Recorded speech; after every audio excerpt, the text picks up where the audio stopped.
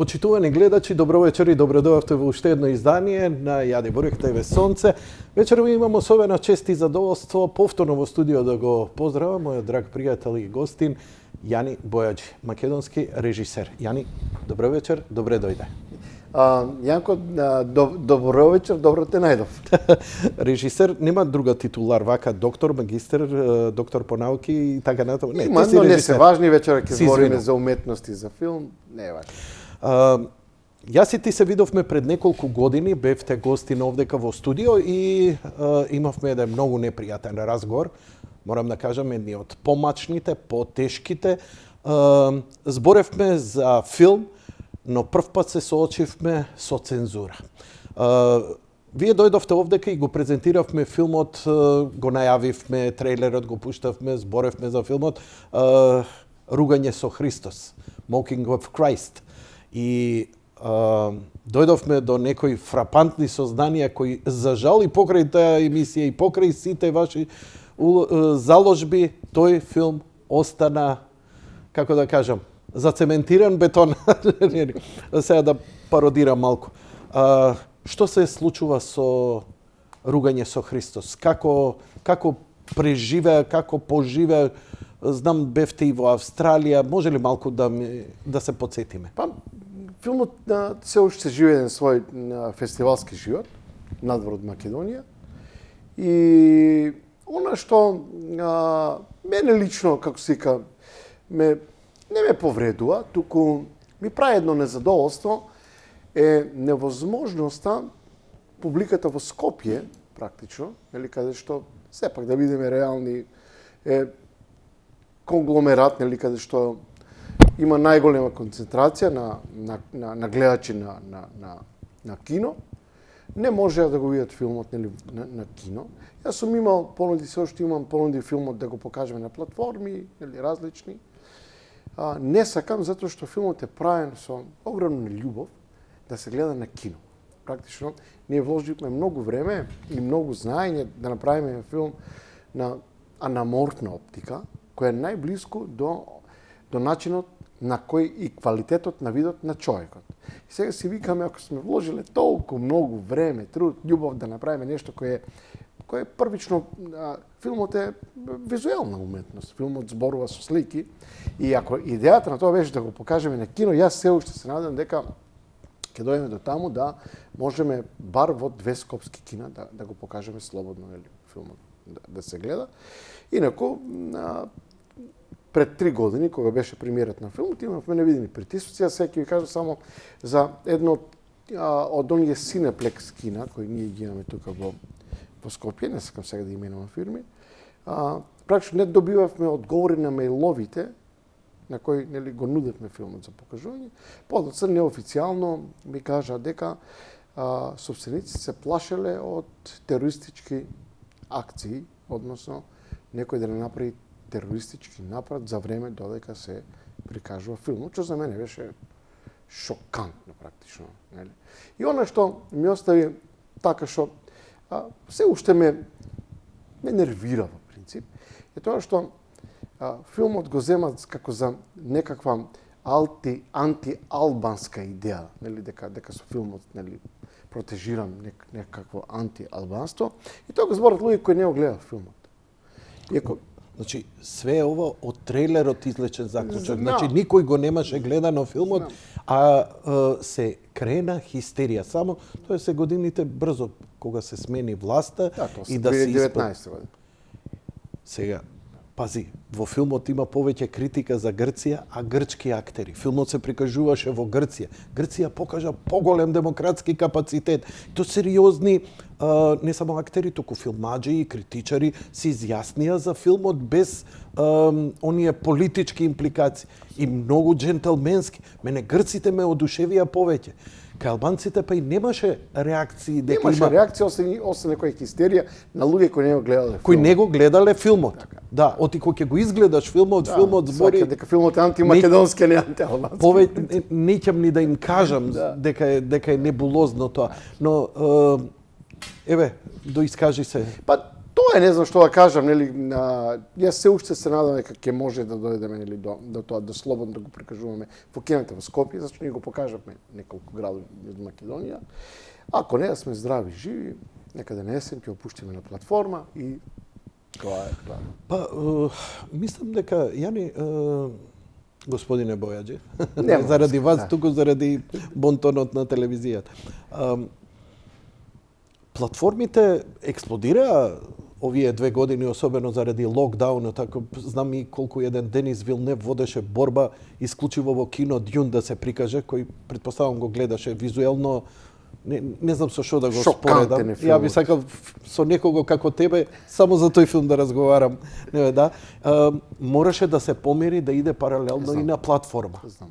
А платформите експлодира, например, вложија многу во продукции Netflix, Disney+, Apple+, HBO. Amazon, HBO, значи ја со еден ваш колега од Лос Анџелес разговарав за тоа, викам, очекував дека токму заради ова можеби ќе се зголеми и продукцијата на нови филмови, ништо не е така, ни откупи на продуценти, мислев дека филмот ако ништо друго ќе го откупи Netflix твој, дека ќе го затоа што знаеш какви безвезни откупуваат само да има видеотеката да има ново филмче. Ето тој им е нив престижот. Инаку на овој момент има една тенденција, тоа е сосема јасно дека филмот таков како што го познаваме, или како медиум кој треба да се прикаже во киносалон, полека заминува во некаква историја, иако јас сметам дека ќе нема град без киносалон, нели? Ќе нема град без еден киносалон, во тоа сум убеден, затоа што и со појавата на кинематографијата не одумре театарот. Со појавата на телевизијата не умре кинематографијата. Апсолутно. Со појавата на интернетот не одумре телевизијата, напротив.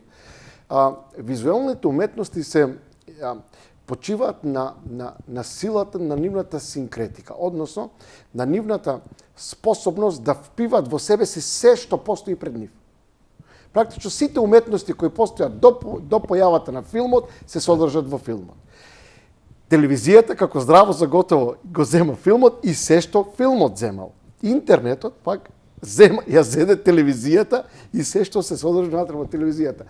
Така да јас не сум еден од оние кои прогнозираат смрт на филмот, напротив, мислам дека филмот има своја иднина, иако секој да се вратиме на мрежите, на платформите, иднината е во телевизијата, поточно во телевизиските серијали.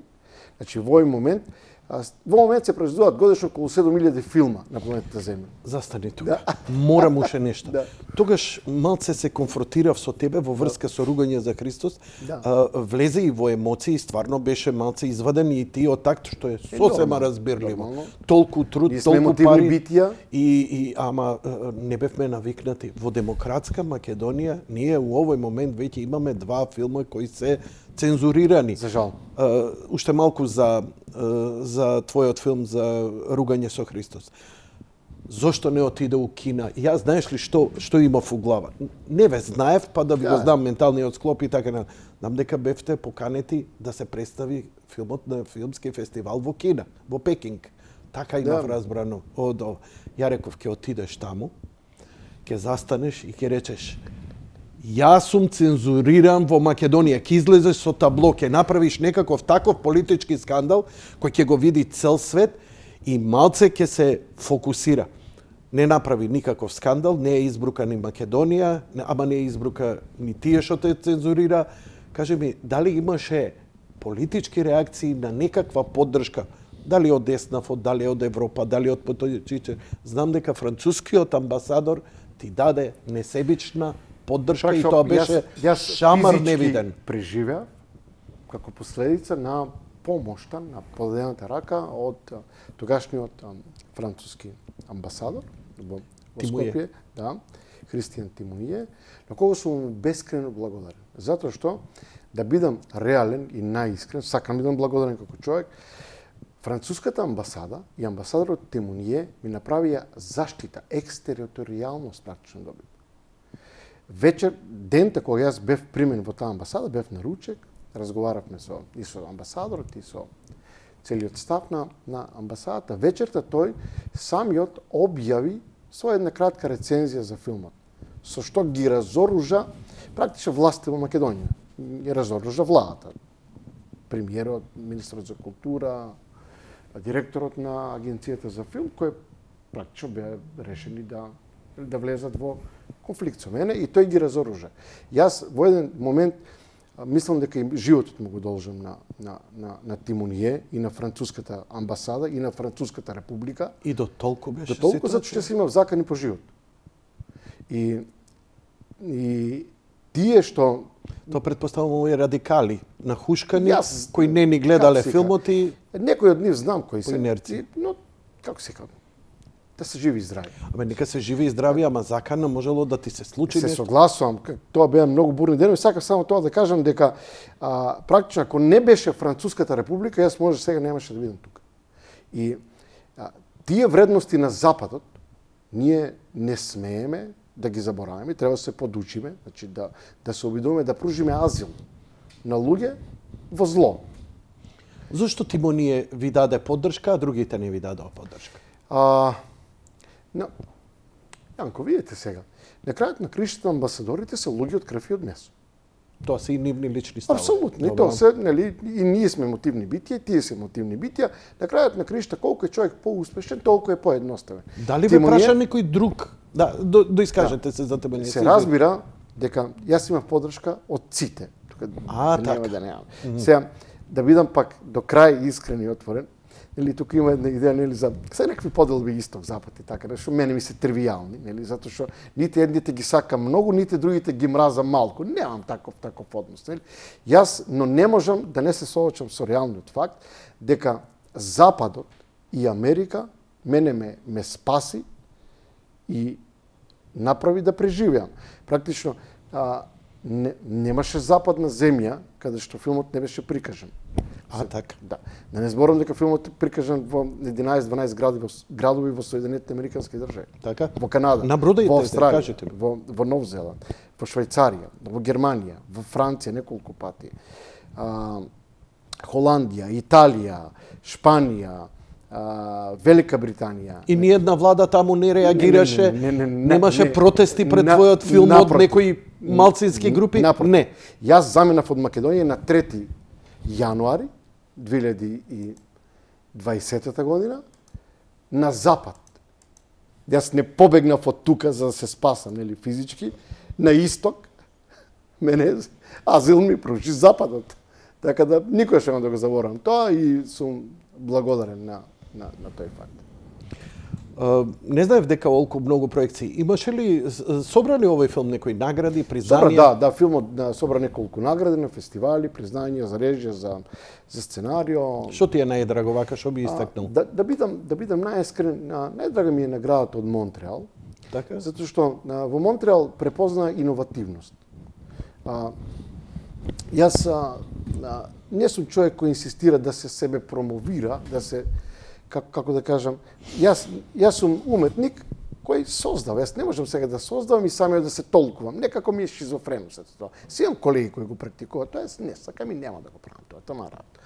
Но останува фактот дека структурата на ругање со Христос е исклучително иновативна, затоа што луѓето од професијата разбираат дека таму има 5 структури. Значи има фабулна, фугатна, мозаична, фрагментарна и комбинирана. 5 структури. Што наброи сега?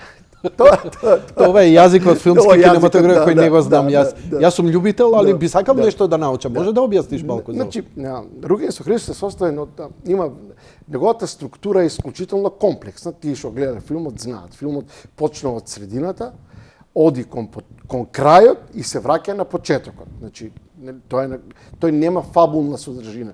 Значи, филмот не се раскажува внатре Праволинijski. онака како што настаните се случиле. Така. Нели? Туку така како што уметникот, авторот, нели, замислил дека треба. И сега таа структура да ја направиш во взаемна врска која ќе биде функционална, затоа што едно уметничко дело, филмот особено, освен што треба да има своја оригиналност, значи да биде оригинално, нели? Треба да биде изедначено, уникално, но на крај треба да биде функционално. Тоест да го залепи за седиште некој 2 сати да го изгледа. Се, нели, мора да има функција. Ти џабе све ако не можеш да го изгледаш, нели? Така да, но Но јас од друга страна немам никакви дилеми. Јас и во театар и на филм и телевизија се обидам да се занимавам повеќе со уметност. Инаку А имаш шлив, ти изблиснува тој момент, викам, види го, овој може да продаде карти, неќеш да продаде. И таман која ќе дојдеш до моментот кажеш што, заради ова карта се купува, не, ти пак правиш некој превар, неќеш такво нешто да направи. А те гледам дека жанровски можеш и акционен филм. Можеш комедија да направиш невидена, мислам, ми нисмо анџели, онака, така или како ова српскава филмска школа која знае да произведе популарни филмови и така натаму. Знаеш како мајсторите од Курбинова.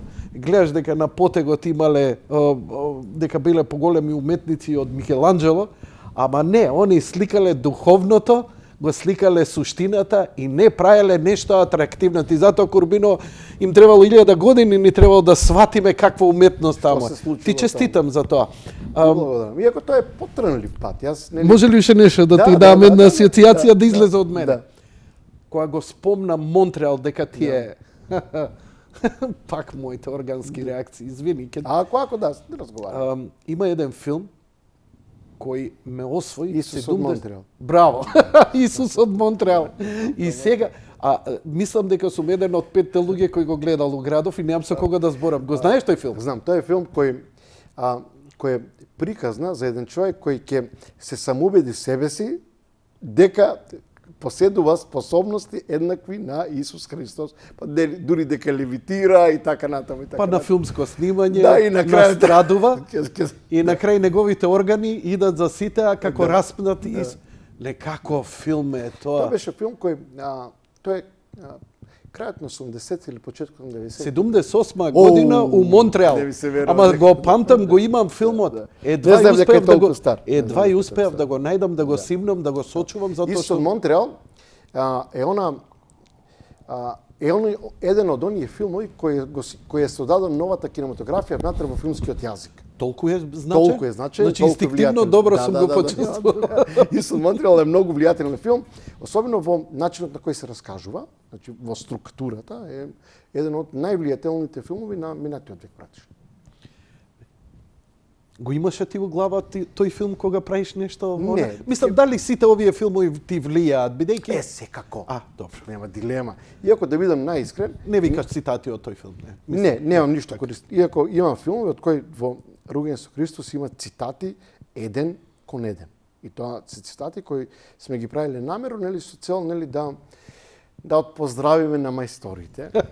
Пример, во филмот има 3 цитати од 3 филма на Тарковски и тоа буквално внимав, нели, од гледна точка, рекурси, композиција, движење на камера, мизансцен, мизанкадар, нели, да биде блиско до неколку филмови на Тарковски, особено на сцената со Трлото, практично е жртвоприношение на Тарковски. Тоа е еден кон еден, нели, куќата кој гори позадина,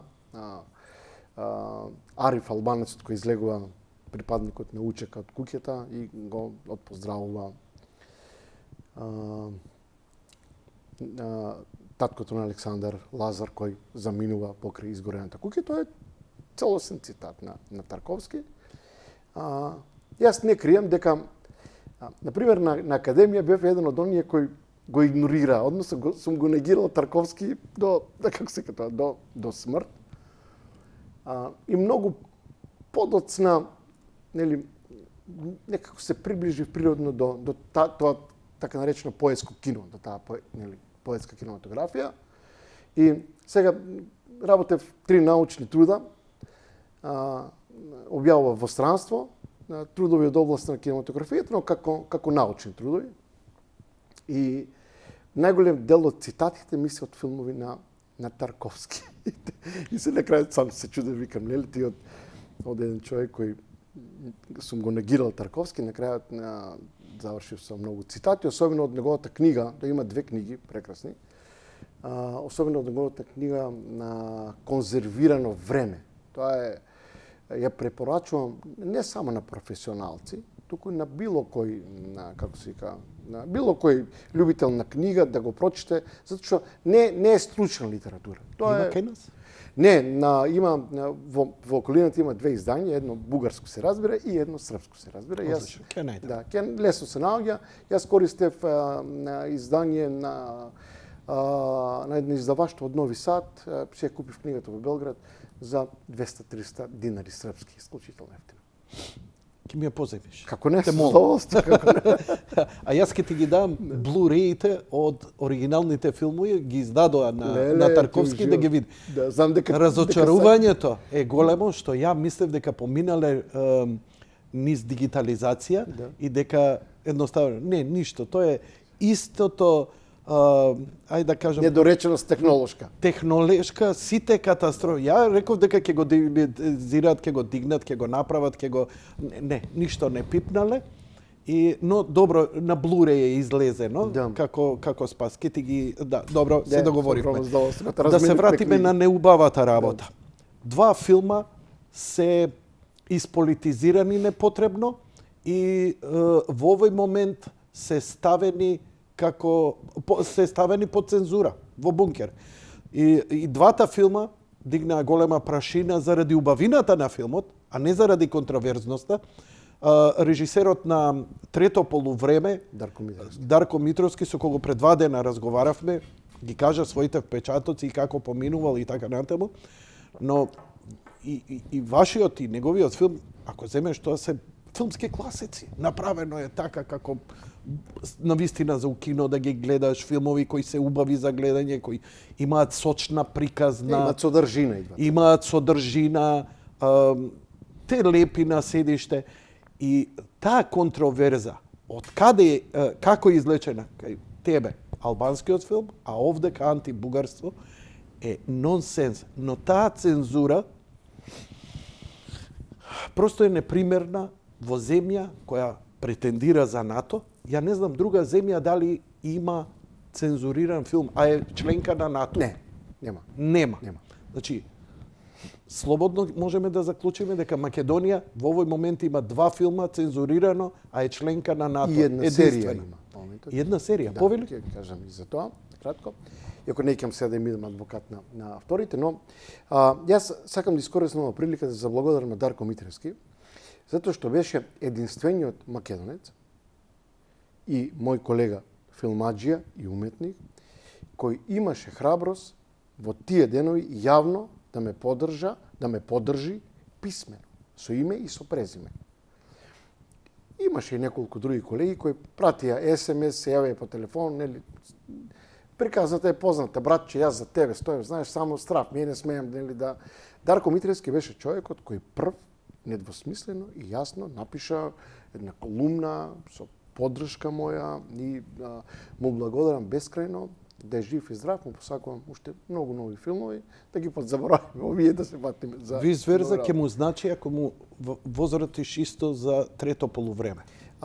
Толку имам да ти кажам. Трето полувреме да му дадеш исто поддршка една јавна дилема никаква за тоа. Никаква дилема, ако му значи ми значи и мене, затоа што мораме во неволја да се поддржуваме. Лесно е да ме поддржуваат кога сум успешен, да дојде Дарко на додела на Оскар, нели? Тоа беше лесно, нели? Напиши колумна, ја ќе ти објавам. Ти благодарам. Ако напишеш, ја ќе ти објавам. Затоа што никош нема да заборавам дека Дарко беше единствениот кој јавно со име и со презиме поддржа. Се извини, вака морам да кажам, со него кога зборевме кажуваше колку тешка борба сака да се пробие со некој сценарија и така натаму. Таму и уште потешко. Сега неговото сценарио влегло во Final Draft. Вчера ми вика како не ја направивме емисијата ден подоцна, вика ќе имам со што да се пофалам, многу е среќен, многу е радостен и најверојатно, значи, од тие десетина, стотина илјади сценарија, неговото сценарио после 2016 свеж изнапишал, влего е, значи е што е вика вистинско чудо овдека кај што сум стигнал, што најверојатно ќе влезе и во продукција, па се чув со Трендо и најверојатно и он ќе влезе нешто во тој филмски проект. Не смеам да изустам, овде ми стои што е темата, приватно може и ќе ти кажам. Да сме живи. Ама не, нема никому да кажам, не, ќе зачитам. Не се сомневам во Дарко, Дарко е мајстор, јас немам дилема. Види, ја највише сум се радувал кога Игор Џамбазов, како водител, пошто јас водител, кога објави еднаш, вика за радио емисија 1000 марки месечно Да. да бидам платен. И сите љубоморни хејт, ја на радио, урлам од радост. Зашто ми викаат?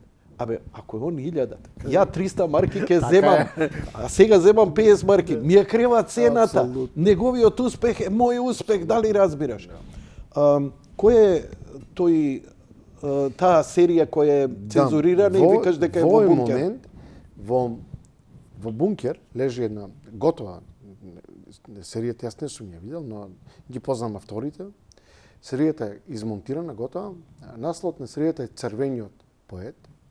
И тоа што може да кажеме е дека во суштина тоа е приказна која зборува за Кочо Рацин. Посветена е на животот и делото на Кочо Рацин. И веќе ми се чини 2 година не се емитува серијата, иако е подготвена за емитување, најверојатно од политички причини. Затоа што еден дел во серијата се случува за време на бугарското ослободување на Западна Българија, како вика тоа сега. Не смеам да те подпрашувам, бидејќи не е твое. Да, јас не сакам да бидам адвокат на авторите. Да прашувам кој е автор, кој е продукција, каде е под бункер. Но тоа е веќе моја работа, јас ќе си испитам и ќе се потрудам, а јавна покана до сите овие и тие филмски работници, ако сакаат да ме контактираат да збориме, бидејќи не знам каков филм да е, не смее да има книгата Mein Kampf е објавена и во Израел. Нормално е тоа. Значи, човекот кој го направи најголемиот геноцид на еврејскиот народ, неговата книга е издадена. Ма не е тоа популаризација. Треба да знаеш со какво зло си се соочил. Значи, нема лоша книга, не постои лош филм, затоа цензурата е најлоша работа. Ама таа контраверза па предизвикува. Дарко им го даде трето полувреме без пари на сите на YouTube. Да, знам на YouTube е. И ја им го од време на време ќе им пуштам, слободно да се гледа. Најверојатно ќе биде така за некоја година и со сигурно ние како се кажа, во момент имаме понуди за ругање со Христос, да, и за новиот филм кој ние ќе збориме сега ќе го видиме трейлер ова година до есен. Да? Да. Браво. И најверојатно ќе од во пакет заедно на платформа, така да едниот ќе оди како се кажа, како бонус. Ајде да си играме асоцијации платформа тука, надвор. Има варијанти, Балканска. има варијанти. Македонија не, балканска и светска. Yes. Да сме живи и здрави. Знаеш што, значи, како да ви кажам, не е тоа моје одушевување дека ја нешто посебно што викаат неси ми женин брат Србине. Ама јас се радувам затоа што мои пријатели блиски кои се во тој свет, композитори, кумашинот мој овона, значи да стигнеш ти до Оскар, па тоа е севкупен успех и за сите ни. И секој не само на сите нас сега живи, туку и на тие пред нас. И на тие по нас. Тоа не може да сватат. Затоа дали е актер, дали е писател, дали е било што, секој успех не е само она навивање за нас. Тука Македонија, од кај го знам? Пандев. Од кај го знам? Оскар доби тој филм. Значи, и тој му се отвараат подотвараат врати малце повеќе. Тоа е една синергија која вака исповрзаност во светот тие. Добро, повели. Уметноста, особено кинематографијата како масовна уметност, нели? Кинематографијата е популарна затоа што секој може лесно да ја консумира. На кино, на платформа, дома, pay-per-view, просто е достапна, нели? Во еден сегмент театарот е елитарна уметност, особено на запад, каде што билетите се од $30-40 па натаму, нели? Не може секој да купи билет да оди во театар. Малце е така елитистичка култура. Така е. Елитарна уметност. Филмот е популарна уметност, тоа Жан Лик Годар има совршена идеја за тоа што е киното. И тој вика вака: Да Винчи и Рембрандт го измислија и поддржаа кралеви принчеви. Нас, кинематографијата и филмот не измисли и поддржи публиката, народот. Затоа кинематографијата, филмот се смета за народна, популарна уметност, нели? Поинаку на латински кажано. И во тој смисол кинематографијата лесно не представува во светот. Јас никош не заборавам, бев на еден фестивал во Египет и и то во ако го беа немирите во Египет. Пролетта. То пред Египетската, арапската пролет. арапската пролет во Каиро доаѓам на аеродром. Надвор имаше обезбедување, војска со узија стојат и не пречекаа со со народни носи девојки и момци и ајде се обезбедување, не носат до едно комби и сега не распределуваат. Беа многу внимателни, да кажеме од Европа на една страна, од USA на друга страна, истокот на трета страна, да не дојде до некој конфликт. Не? Особено муслимани, христијани, будисти и така. Да, беше напнато. Напнато, беше реално да збориме. Прекрасни домаки, нема што да кажам, поминавме прекрасно. И како и да, јас одам прв во редот и седнувам до возачот на едно комби. Човек на 30 години и тргнам со комби, се возиме пуст Каиро и ме вика: од каде сте? На англиски. Така, broken English, образован човек. Викам, од Европа. Тој вика, знам века дека сте од Европа. Од каде од Европа? Викам, од Македонија. Милто Манчевски, Before the Rain. Кај го, знаеш ти, Милчо Манчевски. Човекот вози многу години, предпоставам, за фестивалот. И иако е шофер, нели, имал можности да погледне, да биде дел од овој свет, да слушне разговори. И неговата прва идентификација за мене, како човек кој доаѓа од Македонија, беше таа. Ти што не му рече? Клеопатра! Да, Клеопатра! Како? Клеопатра! Да знаеш дека сме роđаци! Брале! Вади ракијата, родни ми сме! Се шегувам, извини. Да, али баш ми беше убаво. И како последната македонска најчиста династија. Така е. Нямаме дилема за тоа. Кои се Птоломеидите во Египет, нямаме никаква дилема за тоа. Но, тоа е друга тема, да ја оставиме на страна. Сакам да кажам дека уметноста создава лесни идентификации. И сега, нели тоа кога ти кажеш сите ние навиваме, па зошто да не навиваме за сопственото? Зошто сите да не навиваме? Сите навивавме за медена земја. Зашто да не навиваме? Па дури и да сме пристрасни. Дури тоа и да не е најдобриот филм во таа конкуренција, тој е нашиот филм. И најдобрата приказна, не мора да е. Ама и да не е, тој е нашиот филм. За нас е најдобрата, нели? И тоа е нормално и природно така да се однесуваме, затоа што не е срамота здраворазумен, нормален човек да има идентификација со сопственото. Ние сме македонци, нормално да имаме идентификација со Македонија. Што е тоа чудно, нели? Ругање со Христос е твоја сценарио? Да, јас сум автор на сценарио. Автор си на сценариото. Да. Добро ли е режисерот да прави свој сценарија, затоа што гледа многу успешни проекти кога се преземени од книги, од писатели, па се... Зашто ти се одлучи за тоа е друг феномен, затоа што јас сметам себе си за човек кој припаѓа на авторската кинематографија. Нели? И тоа во суштина подразбира кант автор, значи. Свирам, снимам, све можам да направам. Тоа во Америка е нормално, нели, да кажем најголемите ајде да кажеме рокери кои како индивидуални изведувачи во светот, нели, се и како се автори на текстови, и на музика, аранжмани, продуценти, шефови на бендови, не знам, од Боб Дилан па натаму, нели, па до Брус Спрингстин. Готово, не треба тие двајца и крај. Тоа е така. Јас припаѓам на авторската кинематографија. Сум се определил да правам уметнички филмови, а не консумативни, не комерцијални филмови. Јас не кажам дека комерцијалните филмови се лоши филмови. Нели тоа да не влеземе во погрешни дебати. Ти сакаш она потполно авторски филм да направиш? Да, колку што е возможно, затоа што мене тоа ме интересира. Ме интересира уметноста во кинематографијата. Но тоа е нормално, особено во Америка. Може да видиш дека најголем дел од авторите, режисери се и автори на сценаријата. Во Америка тоа продуцентите во една рака го стимулираат, затоа што режисерите многу лесно влегуваат во адаптација на собствените сценарија за време на процесот на снимање.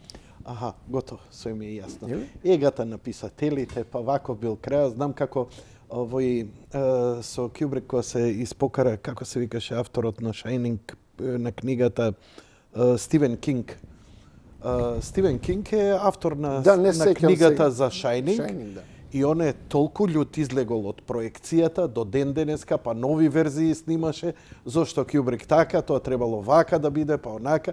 И го разбирам, а сепак Кјубрик направи ремек дело. Мислам, он го зема и го искористи еден Артур Кларк, како прочиташ книгата на Кларк, тоа толетна хартија, ништо не вреди. Не се согласам, тоа е беззначајно дело и како литература. Како? Како литература нема некое значење. Ма да ја прочиташ книгата, тоалетна хартија е. А овој направи филмот блескав.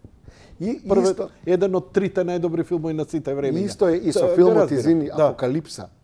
Така, на Копола. На Копола. Тој е правен според роман на Конрад. И филмот се вика Срце во темнината, како што е поднаслов на Апокалипса.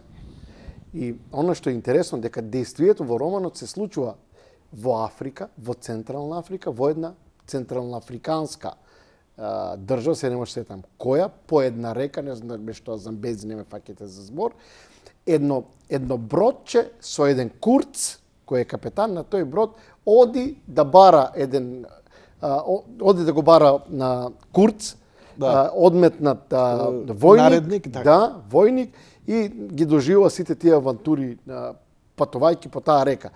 И А овој го става у Виетнам. Така да Каков момент е, да. Така да адаптација на новела. Да. Не знам како поминало со писателот. Јас не знам дали бил Нервен жив слом. Конрад, Знам дека вадат таму и пиштоли знаат да зборат. И има нешто друго во целата работа, особено во Соединетите Американски држави. Ние многу често викаме американците имаат многу богата кинематографија. И сега спомна адаптации. Зошто? Затоа што американците имаат прво многу богата белетристика. Значи, во Америка се издаваат околу 1500 романи годишно. И сега, кога вие имате 1500 издадени романи, новели, ние знаеме дека структурата на филмот не е театарска пиеса, драма, туку новелата, расказот. И сега, ако ние на крајот на годината знаеме кои новели поминале најдобро кај читателската публика, тоа предпоставува успехи кај идниот филм, затоа што секој што е прочитал книгата, ќе сака да го види филмот на кино. И тоа е неверојатно. Во Америка постои една апсолутна вмреженост на сите медиуми со една заедничка цел. Претпоставам дека нашите гледачи мислат дека најголемиот извозен продукт на Америка е оружјето. Тоа не е точно. Значи 40% од вкупниот извоз кој Америка го прави во светот е од ентертејмент индустријата. Телевизија, филм, книга, радија, музика, печатени медиуми, каков податок ми кажа сега, неверојатно. Каков податок ми кажа? Тоа се факти, како да кажа, например, не го знаев ова. 40% од бруто извозот на Соединетите Американски, практично да бидеме реални, првиот глобален производ на планетата Земја е филмот. Значи, немиот филм е првиот глобален производ. Значи, тој се произведе, значи некаков, условно да кажем, ќе земеме Чарлс Спенсер Чаплин. Тој е британец кој доаѓа да живее во Америка, снима филмови во Калифорнија, а продава низ целиот свет. Тој е првиот глобален производ кој се купувал и конзумирал без ограничување во идентификацијата со тој производ. Каков гениален концепт е, евреи пребегани од Русија, од Советскиот сојуз, доаѓаат и го прават Холивуд. И они во тој цел бизнис, кој ни пред се пари ги интересира, но сваќаат дека за да добиеш пари мораш да инвестираш во уметноста и тоа сериозно, иако со лукративна цел, но едно уметничко ниво кое се дига до невидени. Значи, колку и да ја мразиш ти Холивуд, да го мразиш, ежење кој ќе видиш ти какви филмови ремек дела, какви актерски перформанси и така натаму. Ја многу поштувам, ама Русија е еден Тарковски, толку е еден двајца, значи плюс тоа они немале пари, кутрите се снаоѓале. Тоа е една работа, иако ние немаме информации, затоа што сепак Холивуд нели си го штити сопствениот пазар.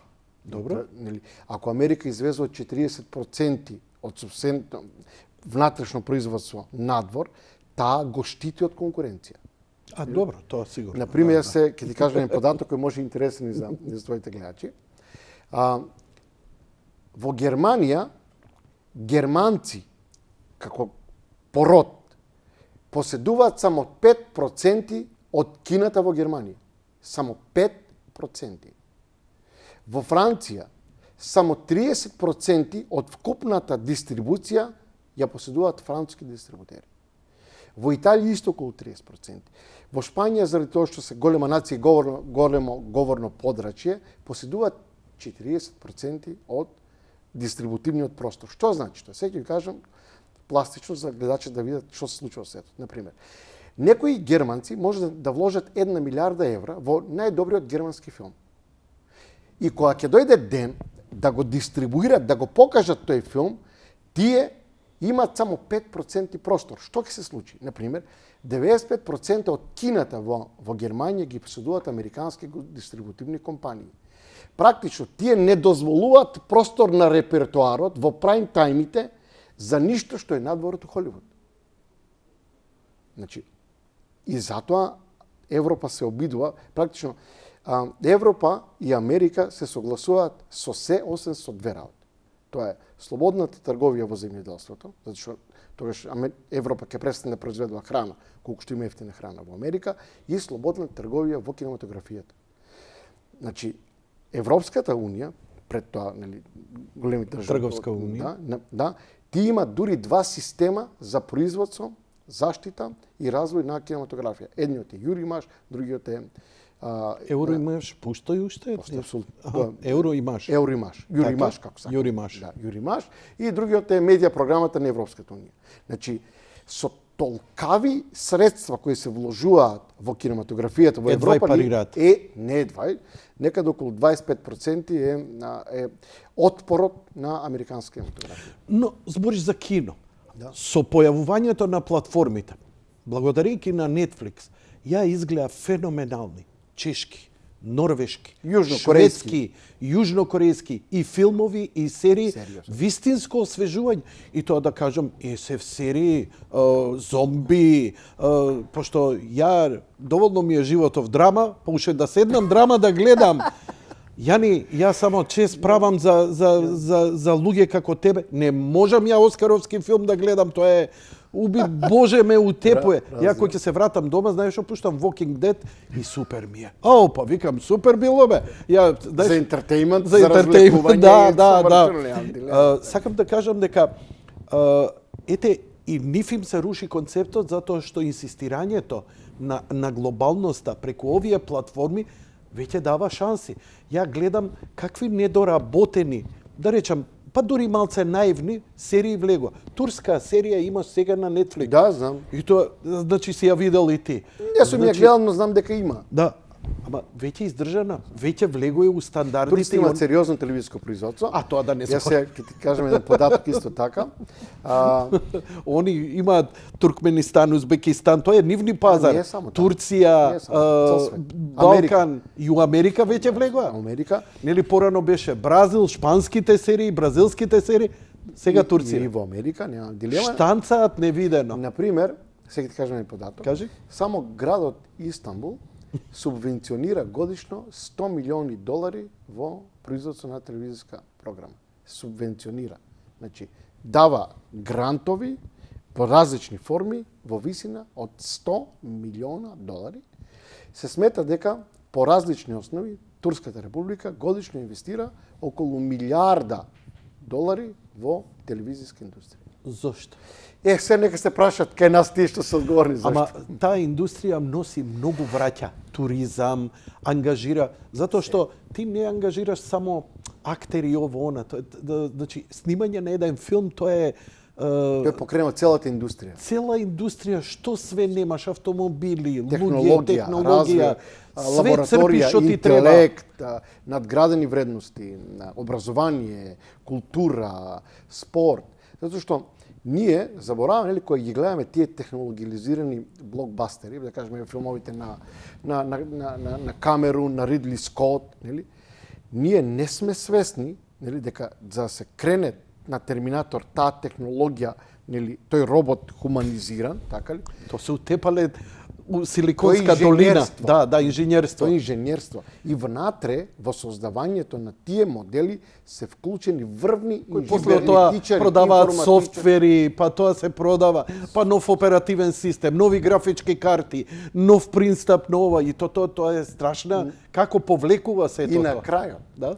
од пуканки, капчиња, блузи, шоли, да, мерчендайзинг индустрија која тоа го знае најдобро Спилберг, практично тој заработува повеќе од мерчендайзинг отколку од филмови. Феноменално.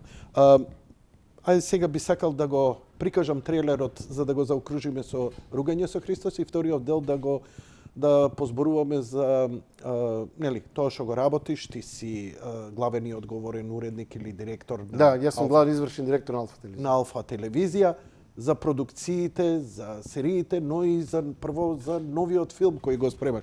Но идеме првим со трейлерот да се потсетите, драги мои, на филмот Ругање со Христос и едноставно ништо не можете да направите, не можете да го гледате, но ако имате свест и имате волја, ќе имате негдека и начин како да го изразите своето задоволство или незадоволство од тоа што не можете и да го гледате овој филм, а секоја ваша помисла прави некаква промена, па макар и како еден лайк на Facebook.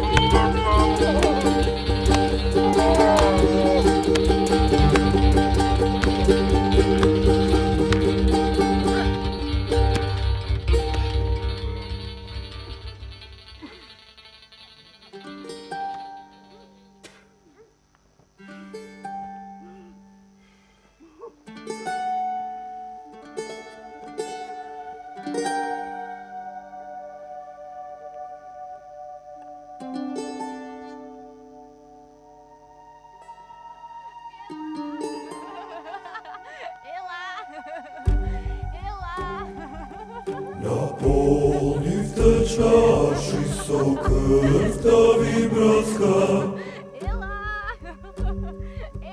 nazdravite ko nebo, dignavte glas.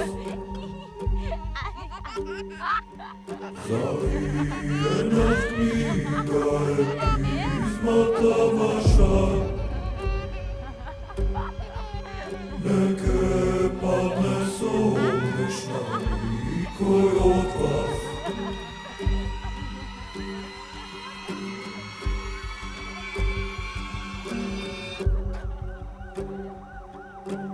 Raskrečena kako na paganski oltar, istinata preklana kokoška je. Nesmislata cinična krešti parola,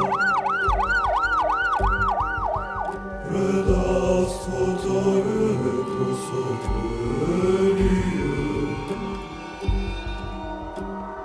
Lazar, dojde! Ti kaza jaska, oti ke dojde. Svadba ke ajme. Svadba golema. So zorita pani. Napred kumo. So crven bajrak, a ponego oroto. Lazar, dojde! Da ne se rodi dete pred svadba. Dete rodi сметке било, велят старите.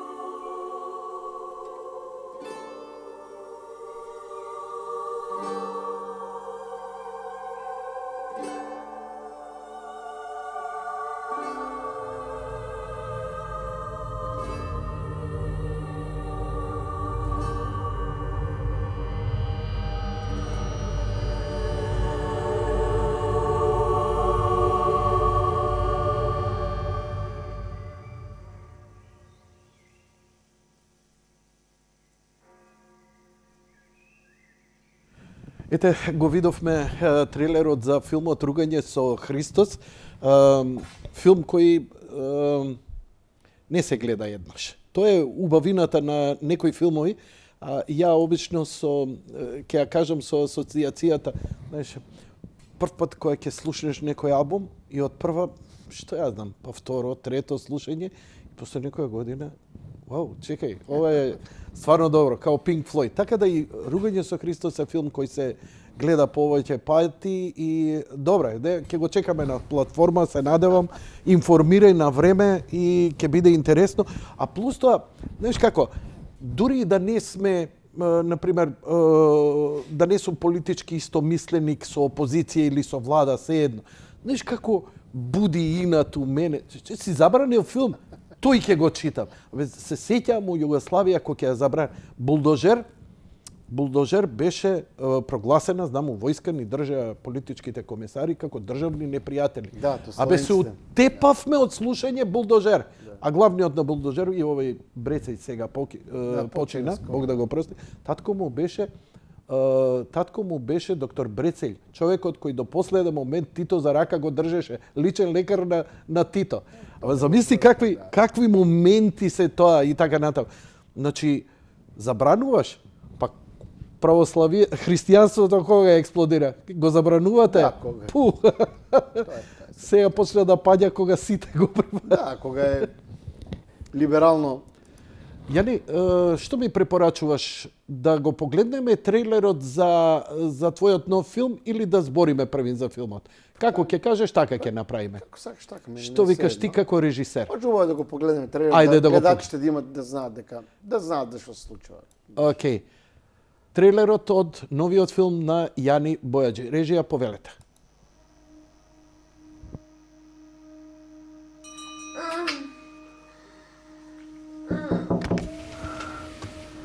Ало, жено, шо преш? Ке си одам? Оде си. Има, ти има, не, кафето препече. Тргни го. Јас сум видела. Куче сакато. Нема да отвори. Јас Коста бе не се убив. Коста, некој може да влезе. Коста! Ве молам, внимавајте, ајде, немаме многу време, ајде. Да одиме кон плоштадот Македонија, да ги видиме славните херои, борците за слобода и револуционерите. И нивните коњи секако. Ај, 12 monkeys, 12 monkeys. Абе, знаев. Прво го пуштаат Брус Вилис да се заебава малку со нас, после викат, пази, не е заебанција, вистина е. Македонска работа. За тях никога не е достатъчно един бог и един дявол, за да се страхуваме. Оваа држава ја водат трговци, зарзавачи, бакалджи. Сега сум марш! Сега кога треба да се влага во говна до гуша, сега сум марш! Јас сум среќен човек. Абе, го молам, стар човек на колена клекна. Немој ме сине, од Бога е грев. Не ебам никаков Господ. Јас сум комунист. Го рекла. Никој не ја прочитал Библијата, бе, ало? Никој не ја прочитал Библијата, бе, говна!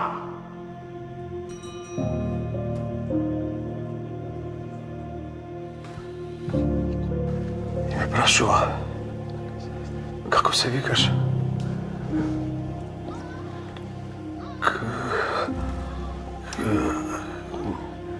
Не знам како се викам. Сум се поробил.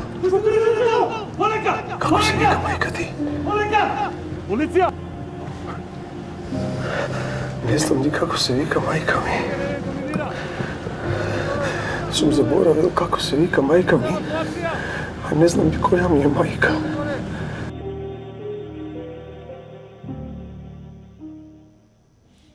Океј. Да, свртен натака, во рете, не мора да ме викаш, јасно ми е се. Јани, има неколку работи за овој филм кои вредат да се слушнат уште пред да се види. Ја некој ги знам, но би те замолил да ги споделиш со нас. Насловот на филмот е Кино љубов. Кино љубов, да.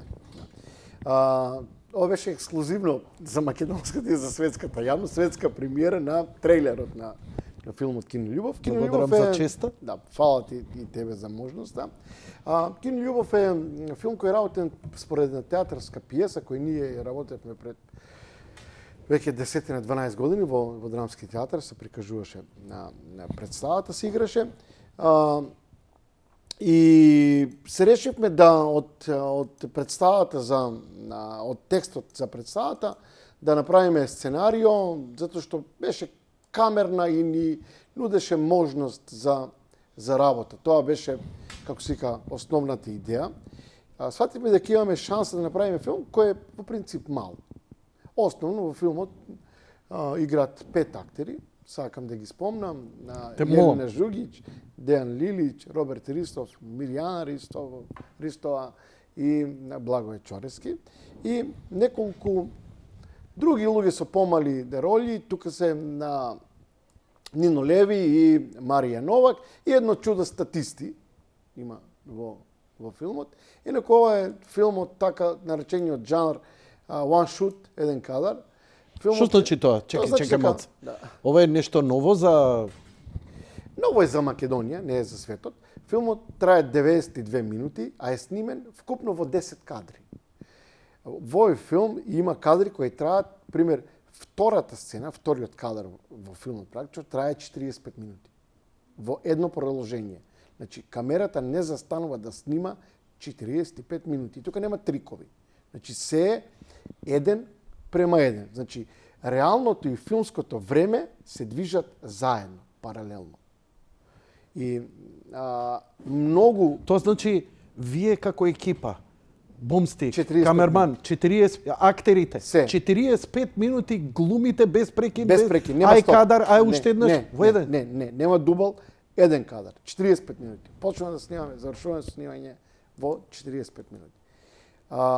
Имавме многу, за мене, инспиративна соработка, полна со љубов, затоа што околу 2 месеци ние го подготвувавме филмот, главно вложувајќи напори... Само 2 месеци? 2 месеци. Филмот се секоја ви чест, човече. Ја мислам дека у Холивуд 2 месеци ваков филм, еден кадар, организацијски тоа е ноќна мора. Значи, 2 месеци работевме само со актери, со актерски проби, потоа со технички проби, инаку филмот е снимен во 7 дена.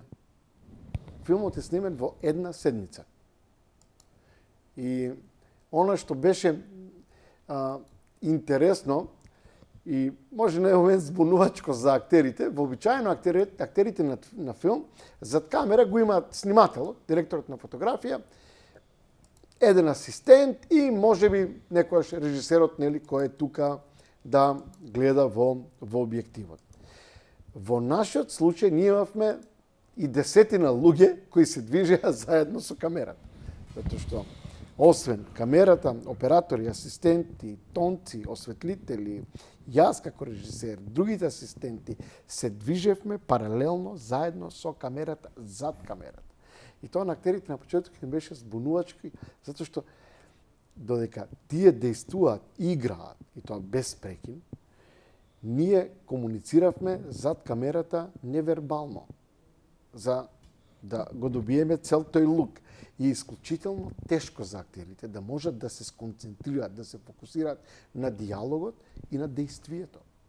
А пред нив на 1 метар да има 10 луѓе кои покажуваат со раце, се гледаат меѓу себе си, комуницираат, си даваат знаци, семиотика, користевме многу. Имавме пракшно тајна комуникација. Измисливме јазик за комуникација зад камерата. Пантомима? Гримаси или овие како бейсбол? Како се ка? Бейсбол играчи некоја се... Користевме говор на телото, нели? Со кој само ние се разбиравме, затоа што во тој процес 7 месеци на снимање на филмот беа и така наречените технички проби и оно што е многу интересно, ние во еден момент од да кажеме од места за проби како во театар на маса се пренесовме на театарска сцена и ние знаевме каков ќе биде сетот, кои се димензиите на сетот, кај што ќе снимаме подоцна. И со креп траки го исцртавме, го обележавме целиот сет каков што ќе биде реално на локација и сите проби, актерски и технолошки, ги правевме на театарска сцена. Добро, беше дали вака 45 минути е еден кадар. Еден кадар. Да. Тој е во првиот или во Тој е вториот во дел? првиот дел, тој е Во првиот дел. Да, од моментот кога Јелена Жугиќ влегол во куќата кај што е Дејан Лилич, до И се- крајот е еден Еден кадар, све што ќе се случи. Да. По скали, горе, Горе, доле, долу, во кујна, дневна кујната. соба, така. надвор, внатре, се е тоа. Целиот Еден кадар. диалог. Се без трикови. Нема трикови. Тоа што го гледаме, Нема трикови. Тоа е снимено 1:1. колку пати? Десетина тейка.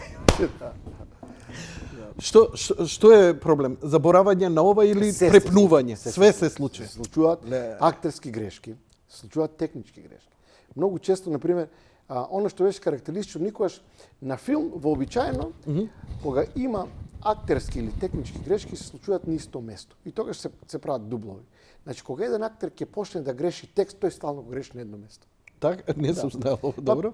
Тоа е дел од моториката на актерската професија, нели, затоа што Добро, вие режисерите си го знаете тоа. голем дел од текстот кој се меморира како учење за да се запамти, нели, и во театар и во филм, се меморира не само со помош на интелигенцијата и со оној апарат внатрешен за паметење, туку и со помош на физички действија.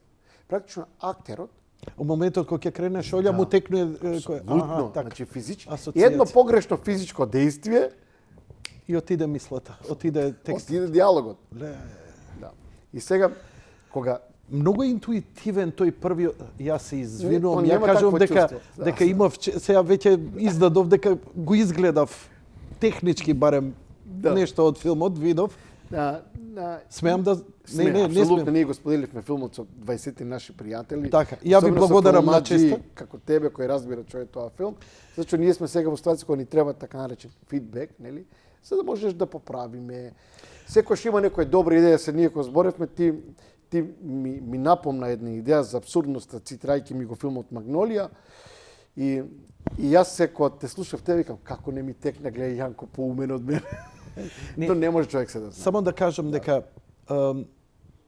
тоа се асоцијации, ја не сум попаметен од тебе. Нема се филмаѓа си гледал илјадници филмови. Да, многу филмови, премногу, значи, претерано, значи, тоа е болест веќе. И сето тоа ти што си го правил, мене ми дошло асоцијација, не ми дошол Том и Джери. Ми дошол еден редок, убав, уметнички филм кој ми предизвикал асоцијација. И тоа е спонтано. И тоа не ми импонира мене, тоа ти импонира тебе. На кое ниво јас сум го доживеал филмот, а ја не можам поинаку обичен гледач. Сакам да кажам, текстот е твој, така? Да, јас сум текстот е автор на твој. сценаријот, да. Текстот во првиот дел е многу интуитивен. Многу е тежок за глумење и многу е лесен за глумење, многу е препознатлив. Значи, многу лесно, натура, да, ама многу се препознава човече, дури знаеш, она навредливо ми дојде кај сопругата да се извинам човече кога ми текне, викам чекај бе, јас сум ваков на моменти бе, да му се не, мислам, што нема врска со филмот и со дејствието, бидејќи друга за драма. машко-женските односи, како викат, нели, на Толстој, нели, во однос на семејствата. Нели, срекните семејства се не лекуваат едни со други. Нормалните бракови се такви. Нели, ако случај не знам, нели, твојот и нашите бракови се нормални и е нормално да имаме тешки идентификација, да, тоа е нормално. Многу е филмот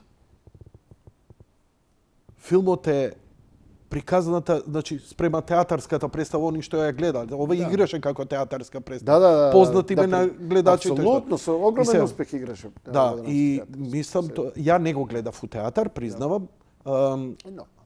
Тешка приказна, но визуелното, ова возењето во еден кадар, во еден момент драмата те опфаќа толку не забележуваш дека е еден кадар.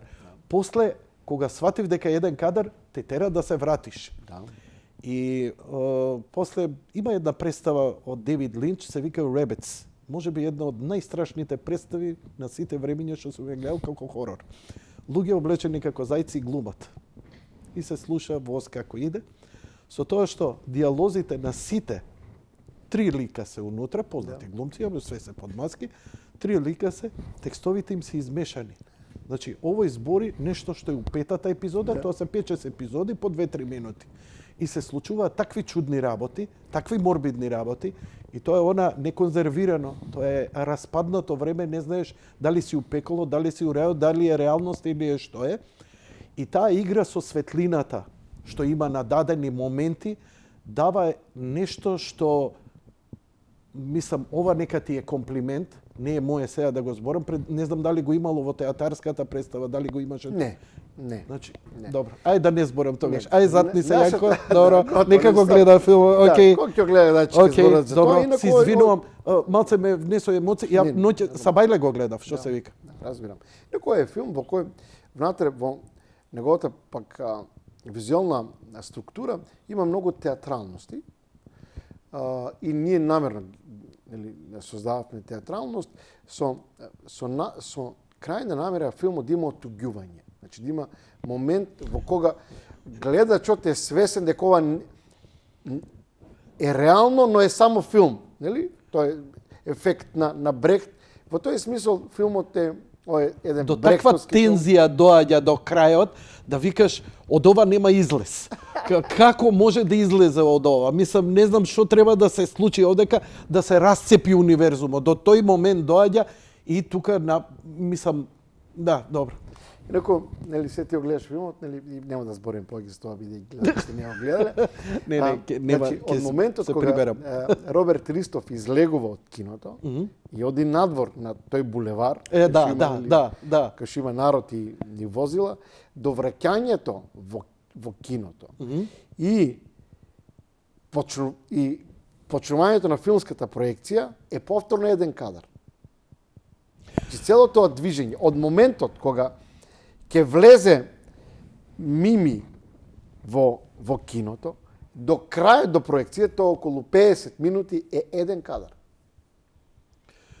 Има такви добри моменти кои не се тешка драма, него се споредни, кои така убав шарм му даваат. Има една актерка која не ја спомнуваше, ама сосема споредна улога, она е со групата туристи што води, мислам дека е во македонски народни приказни. На Димитрина, Димитрина, и тука тие двајцата ликови бугарите што се наоѓаат сосема случајно. Марија и Нино Леви, Марија Нови. Тука има еден шарм и ми се допаѓа што во филмот имаш сенс дека доаѓаш до такви едни, мораш да направиш еден вентил, затоа што е неподносливо, не е неподносливо гледањето, нема да неподнослива е веќе емоцијата на траорноста која се провлекува во филмот, бидејќи тоа е многу тешка приказна. У театар малце поинаку се доживува тоа, одошто има повеќе простор во театар. Тука се сконцентриран. Да, нема бегање. И добро што си ги стајал тие детали, бидејќи се чувство добро како да сум се напил голтка кафе за да продолжам да го гледам. Што значи, иако инсистираш да ова е уметнички филм, ова е податен филм за гледање. Пак е уметнички, јас пак ќе кажам, немам ништо. Инаку, во овој момент, во Европа, особено, во Америка не толку, има една многу сериозна дебата, особено во државите кои субвенцираат кинематографија, кои дадат грантови, околу тоа да се разделат субвенциите на два дела. На субвенционирање на комерцијална кинематографија и субвенционирање на уметничка фотографија. Во овој момент во Европа има една огромна борба за поделба буквално на кинематографијата, на комерцијална и на уметничка. И сите тие движења во Македонија, за жал, ние ги одминуваме. Ние немаме, како и во ништо друго, нели, во ово општество, немаме дебата дури ни за современите тенденции во светската кинематографија. Не. Јани, извини, море, слушај, добро, тако сум, јас си извинувам, моето ниво е далеко по твое. Сакам да кажам, ние имаме цензурирани филми, имаме цензурирана серија. Нема земја у НАТО во која има филмови кои се во бункер, што не смее да ги види јавноста, нонсенс. Само во тоталитарни. И сега ние ќе збориме за некакви трендови. Ама, како се вика, мораме да создадеме клима општествена, мораме да создадеме простор каде што навистина ќе дебатираме за нештата кои се од животна важност. Ево да кажеме за нас филмаџиите, тоа е од животна важност. Претпоставам дека за спортистите, нели, од животна важност, колку пари државата ќе инвестира во спорт, во развој, не знам, тие што се бават со текстилна индустрија, да освои некоја медала, да направи некаков испок. Тоа е како што вие сакате да добиете, не знам, Палма, да добиете Оскар, кои нешто ќе значат и така. Нема секој да ја добие. Дали тоа? Од 1000 режисери од Македонија, дали некој ќе стигне до номинација? Тоа е многу тежок пат и тоа е жално што е така. Како писателот да добие Нобелова награда или што ја знам. Но мора да си поставиш високи цели. Така е, за да достигнеш нешто. Нема дилема. И во тој смисол ние ќе мора час поскоро да направиме нешто, нели, конфликтите на општеството да ги сведеме во креативни рамки. Затоа што крајната цел на секој општество е конфликт. Ние живееме во едно Македонија општество кое е во апсолутен конфликт. И тој конфликт, за жал, трае многу долго, трае 30 години. Сега ескалираше, тоа е проблемот, нели? Ако тој конфликт не произведе нова вредност, тогаш дури и конфликтот не бил бадијало. Много интересна теза. Па тоа е секојаш така, нели? Ако не беше граѓанската војна во Шпања или граѓанската војна во Грција, немало да постојат тие современи општества. Значи, крајната цел на конфликтот е да доведе до катарзис, до прочистување и да создавање нови вредности. Француска револуција? За француска револуција го промени светот. Нели, најмалку Франција го практично француската буржоаска револуција од 1879 година го промени светот. Нели, крајот на Наполеон е крајот на феудализмот, нели? Ама тоа негде другде ќе се случи, као во моментов што, не знам, отколку се случува во Канада, во Македонија и во Британија никогаш нема да има револуција, туку... Јас, извини, како не, повели. Во општествата притисокот никогаш не е од средиштето кон периферијата. Значи, секогаш, особено во големите конгломерати, во империјалните општества, притисокот секогаш е од периферијата кон центарот. Практично, крајот на империите секогаш почнувал со некаков притисок од периферијата кои ескалирале кон центарот. Ова го гледам сега ти како уметник, филозоф, па и политичар, да речеме. Дека падна новото... Јас не кажав ништо ново во овој момент. Туку историски. Па историски паралели повлекуваш. Историски факти. Значи, падот на првата империја на овој дел од светот, нели, на македонската империја е како притисок од периферијата кон центарот. Практично не падна во Пела империјата, империјата падна во Индија. Значи, да бидеме реални, нели? Од периферијата кон центарот беше притискот и дојде до распад на империјата. Потоа за римската империја кој нели еден дел нели наследи од таа империја. Германските племени. Апсолутно од периферијата кон центарот дојде, прво се подели империјата на два дела и потоа и тие два дела пропадна како последица на притисок од периферијата кон центарот. Али катарзисот се случува па во центарот. Нормално е да е Револуцијата, таму е ескалацијата, таму е оној момент на преврат. Ма Дали ние е мора да Рим, имаме- дали е Париз. Ние мора да дојдеме до владата или до престолот на господарот за да протестираме. Оти тие се во бункерот, додека не дојдо. Да, сега еве паралела со 45-та, додека не му дојдоа до бункерот, тој не застануваше. Но тоа е нормално, тоа е природно. И сега нели ние сме во едни процеси кои се сосема природни. Нели? Ако ние го земеме светот како идеја воопшто, и ако сме согласни дека тој свет е во постојано движење, и тоа движење од исток кон запад, нели така се движи планетата Земја, ние нема како да не се соочиме со фактот дека ако нели првите цивилизации настанале на исток во Јапонија, па Кина, Индија, Месопотамија, Египет, Хелада, Македонија, Од Јапонија почнеш? и па така е од Јапонија Добро, апсолутно. добро, Значи, добро. пред Кина немам никаква дилема. Нели? Не, во ред. Значи, сега до западното британско царство, наречено Соединетите Американски држави, на запад, и еве се како ќе се преврти повторно, или ќе се направи целиот тој циклус, ќе се затвори целиот тој. Колку ќе трае тој мрачен период? Во историјата ние знаеме и 200 години, меѓу 3 и 5 век од нашата ера, тој е така наречен Dark Age, темен век. Тотална анархија. Па 200 години пракшно ние немаме сознание што се случува. Да, ништо нема, ништо пишено, кој знае што било. Така да не е ништо Исак ново. Асимов во Задушбина тоа го прави на една во Foundation, нема врска. Филмов Кино љубов го снимаш среде пандемија. Ова е сниман 2020 година. 2021 сниман. 21? Да, Така, 21. така беше. Јануари знам, 21. знам дека објавив некоја твоја објава кога бараше статисти. Да. Го почнавме да го подготвуваме есента 2020, но самото снимање беше јануари 21. Така, 21.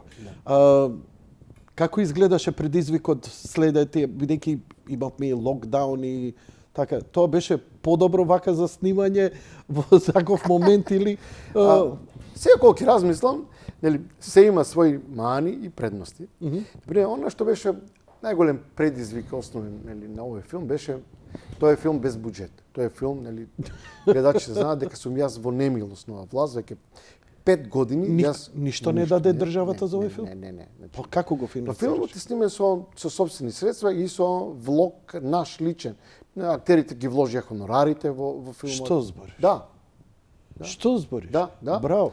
И ние имаме колеги нели тука кои се расфрлат колку проценти Македонија нели вложила во нивните филмови. Милчо Манчевски се фали дека околу 50% само Македонија вложувала во неговите филмови и нели тоа е успех, јас согласувам, затоа што нашите колеги 100% нели користат пари од државата. Да. Јас имам еден куриозитет со овој филм. Значи не само што не сме добили ништо од државата, туку и плаќавме. Ние во филмот плаќавме користење на тротоар пред театар за деца и младинци. Тротоарот кај што снимавме пред театар за деца и младинци е платен. Excuse me, I don't understand you. На Министерство за култура. Can you translate me? Не, ова е апсурд. Не е апсурд. Господин Бојжоvić се мајтапите со мене и со публика. Плаќавме затоа што користевме еден дел од галеријата во МКЦ. Плаќавме од напред, ни дадоа фактура. Во пандемија плаќавме јавни објекти собственост на град Скопје и на Министерството за култура. Ние филмаџи и уметници за да снимаме филм плаќавме на државата Македонија, на Министерството за култура и на град Скопје. Се извинувам, одбивам да поверувам дека е ова. Тоа е вистина. Одбивам да поверувам дека ние ја финансиравме државата со нашиот филм. Не постои филм во Македонија кој плаќал за користење, освен оној француски, па дури не знам ни тој кога му ја дадоа за обиколницата, не, да ја не снима. само што плаќа, не плаќа што му врати и назад пари. Му врати и назад пари. Значи ја колку познавам, никој во оваа земја, затоа што снимал на одредена локација, ние имавме нели ова Никол Кидман дојде со Џорџ Клуни снима тој акционен филм. Никој ништо никогаш не плати. Добивме фактури од театар за деца и младинци, ги плативме. Добивме фактури од Младински културен центар на популарниот МКЦ, ги плативме. Добивме фактури од Министерството за внатрешни работи, ги плативме. Ја финансиравме државата. Не ми се верува. Тоа се факти, имаме документи. Значи, кога ќе заврши филмот, мој совет, кога ќе заврши филмот Одјаб на шпица, кој ќе го праќаш, објави ги фактурите на крај на филмот, како оние, како се викаат оние не deleted scene, extended scene, знаеш, оние или post-credit scene. Објави ги фактурите само овака, како си плаќал на државата Во време на епидемија? Во време на епидемија, кога све било уметниците се во цел свет се кредитира за да создаваат, за да творат. Пракш ние бевме единствена продукција која во тој момент работеше. Не само што не добивме ништо, туку плаќавме од џеб тротоар, собственост на државата Македонија, меѓу кои на нас. Се види Јанко, нели, за да изокружимо за да се погрешно. Јас 5 години и моите најблиски соработници немаме пристап до средства од агенција за филм. Не одбиваат по сите основи. Јас 5 години не сум направил ниту една театарска представа. Значи сегде сум одбиван, значи дури после директор на театри на кои им е забрането да разговараат со мене. Вообичаено не ми враќаат на телефонски повици или на мејлови. Добро, види, тоа ти е круната и затоа што си директор на Алфа телевизија, која е опозицијски и нормално, ама и да е така, Нема, и да така, си опозиција, нонсенс. Тоа го нема нигде во светот. Нигде, не мислам, ние сме демократи, републиканциве, креативни, што се, ајде да речем, некако, функционираат и во време кога демократите се на власт. Мислам, ова е абсурд. Еве ќе ти кажам се кој е најголем. Не, Горане, во право што останал со тој кабаре на абсурдот. Ова е тотален абсурд на живење. Ова е неверојатно. Не, се ми е појасно на што викаше твојот колега од Лос Анџелес. Ми се чини дека се овде што се прави е само полигон да се примени после на друга страна. Вие сте само експеримент. Јас не експериментални глувчиња да за жал се чувствам така, само кажам сега два податока. На пример, јас како управител и како физичко лице во последните 2 години имам платено повеќе од 1 милион евра даноци на државата. И тоа во аудиовизуелните уметности. Повеќе од 1 милион евра. Назад немам добиено ниту една евра. Еве, јавно ги повикувам сите мои колеги од кои се не кријам, јас сум отворен, кои членуваат во социјалдемократскиот сојуз или се деца на комуњари и црвена буржуазија, ги знаеме сите кои се. Ги повикувам сите да се соберат заедно и во последните 20 години да видиме дали платиле сите заедно даноци во аудиовизуелните уметности, колку сум јас платил во последните 2,5 години. Никој. Дури, тоа се податоци кои не сакат да ги објават, од агенцијата за филм имаме мои колеги режисери кои за хонорар наплаќале по 480.000 евра само за хонорар, негов личен хонорар. Нека им се на здравје. Така да, но мислам дека ние треба да ги расчистиме тие односи, затоа што мора да се стави точка на ова, затоа што не ова држава, овие институции не им припаѓаат само на нив, не припаѓаат на нас, нели? И ние живееме тука. Јани, апропо сега, ајде и на моја воденица. Да. Оваа телевизија не се прикажува на најголемиот кабелски оператор. На вториот кабелски оператор, за да ја гледаш, бараат доплата. Значи, од тука е обструиран каналов. Ја не можам ни една реклама немам во оваа емисија 5 години. Значи, не сме, Јанко, не, еве ти, значи, ми нудат, еве ти пари, не ме рекламирај, што ти треба ке ти... Не ќе одбивам. Мене ми импонира, викам. Дури бев спремен без пари, чисто овака. Немој, молим те да ме ставиш. Така што, но не и финансискиот момент, но се работи принципиелно.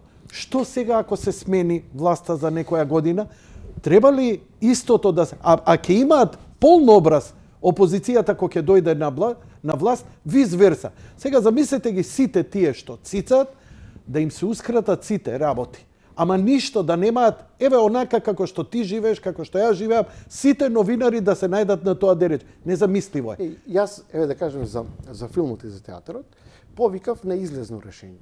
Го пишав во една колумна, тоа излезно решение се вика вака. ги затвараме сите театри на 5 години, сите на пазар. Па да се Престануваат видиме, така, грантовите од Агенција за филм и од национални телевизии. Па да видиме кој продава Па да видиме карти. кој ќе обстои. И кој ќе преживее после 5 години, тогаш ќе разговараме повторно. Затоа што Стави филм на платформа да видим кој ќе плати да го гледа, кој филм ќе плати карта да го гледа. ова е излезно решение. Ама тоа е Америка. Ама тоа се Соединетите американски држави. Ти може да направиш за геи, за трансджендери, нели, да биде различностите со нели оваа канцел нивна политика, али брат, на крајот на краиштата иди ти на терего тој да купи карта затоа што на крај тој во Холивуд гледа, види супер све ова што си стајал ти во филмот, ама ова заработило $100,000 а кошта $10 милиони. За да не нели го третираат нели децата на црвената буржуазија и комуњарите ова како некаква освета против нив или да повикуваат такво нешто, иако моите А они тоа повикуваат на тебе?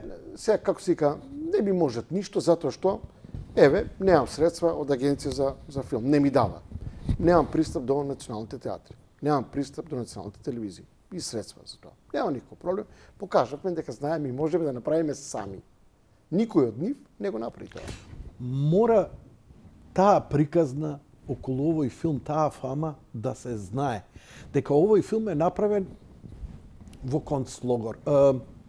Виртуелен нели некаков концлогор кој ајде да кажеме во уметнички екзил. Во уметнички екзил, апсолутно. Не само јас, туку и неблицките соработници во овој филм сме луѓе кои сме истуркани во екзил.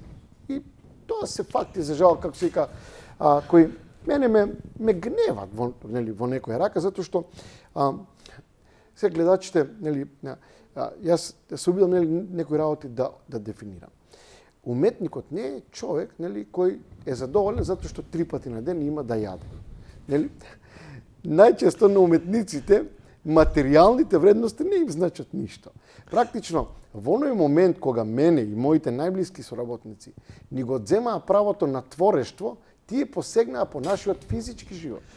Нели? И тоа е проблемот. Горан Трајковски, претходната власт, ВМРО кога беше, кога почнаа субвенции за уметниците, за музичарите да се даваат, викаше вака: кога е гладен, тој прави добра музика. Сега ништо добро нема да излезе. Ба вика, најубавите песни сме ги правиле прегладнете, вика панкери. Апсолутно се согласувам во гаража.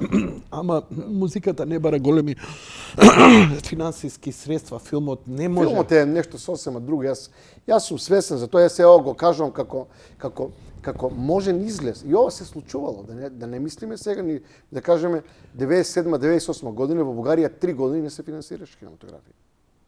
Јас сум бил сведок кога на БНТ, на првиот канал, буквално го затворија, односно во 6 саат утрото ставија обезбедување на влезните врати на првиот канал, на БНТ 1, и кога на сите вработени им забрања да влезат во телевизијата.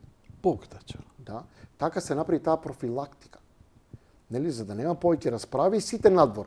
Во еден ден им го заклучи. Па тоа е добро. Тоа е добро. Ја истото Тихомир Спировски, ако го памтиш, да, младичот Бог да го младичот викаше МРТВ да се заклучи. Сите отпуштени. Тоа е проверено. 3 години не функционира. Празно све.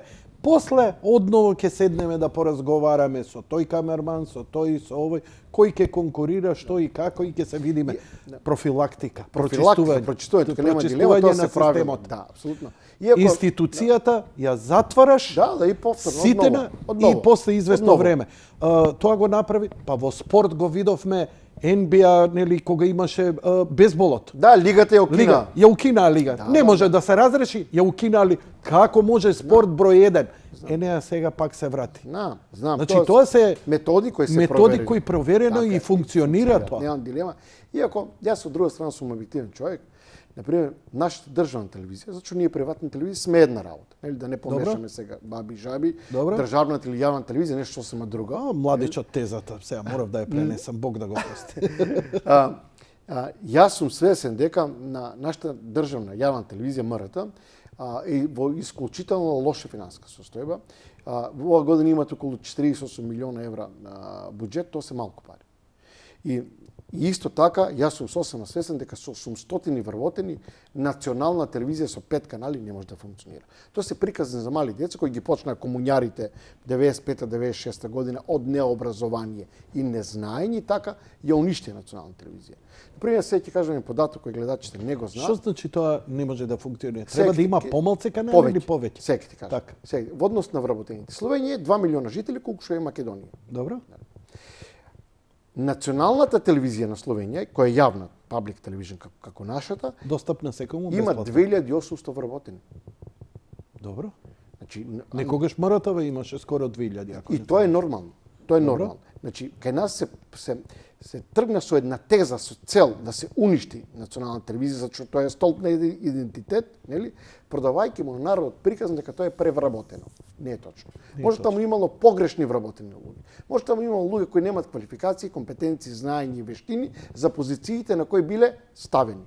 Но било оптимизирано како што треба. Без 2000 вработени не може да функционира таа телевизија. Тоа се реалности, нели?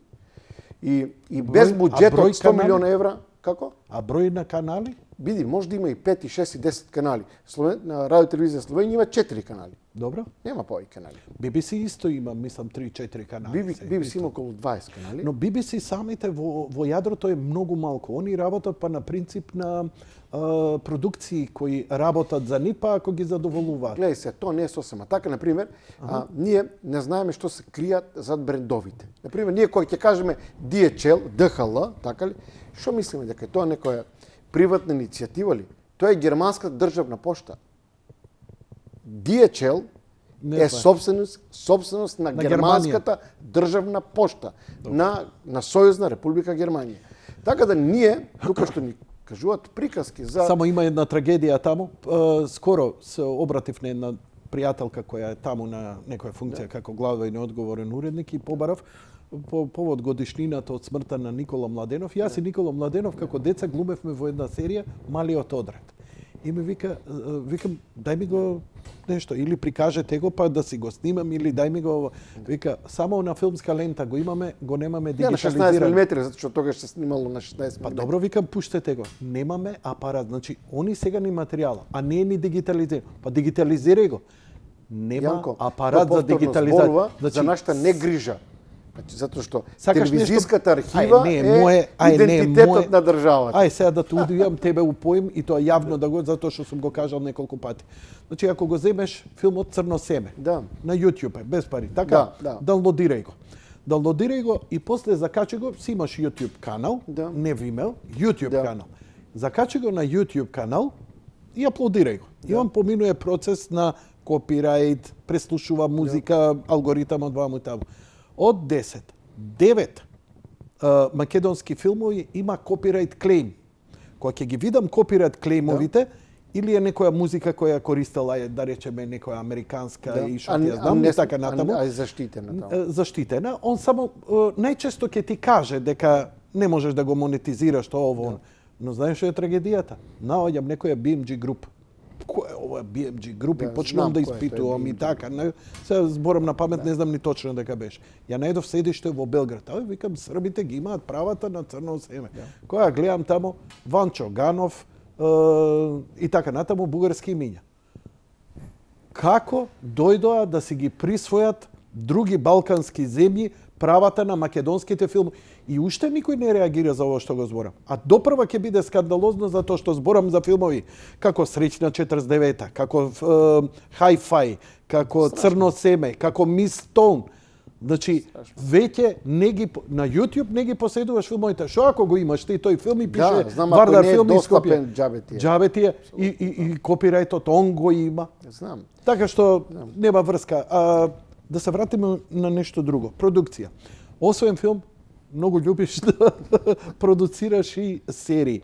Алфа телевизија многу беше продуктивна еден период, снимаше македонски народни приказни кои серијал се од македонската телевизија таму крај на 80-90. Многу успешен формат. Многу успешен формат. Се префрлаше на неколку телевизии, сега дојде и кај вас, но и тука заврши. Како си задоволен ти од тој формат? Трагедијата е што не видовме дури ни во ваква бенигна серија, да речеме спонзор, не знам, Подравка, не знам, и така натаму, и така натаму. Тоа е пак другиот проблем на телевизијата со кој нели јас. А за турски серии, нивните реклами, што да ти кажам, експлодираат. Гледај се, ја ќе дојме до таму. Во Македонија, во телевизискиот етер се случува тоа што се случува заради нерегулатива. Односно, она што е најлошо заради полурегулација. Што значи тоа? Значи, ако некој мисли дека во Данска, Норвешка и Шведска, сега ги земам како примери за високо развиени држави, така ли?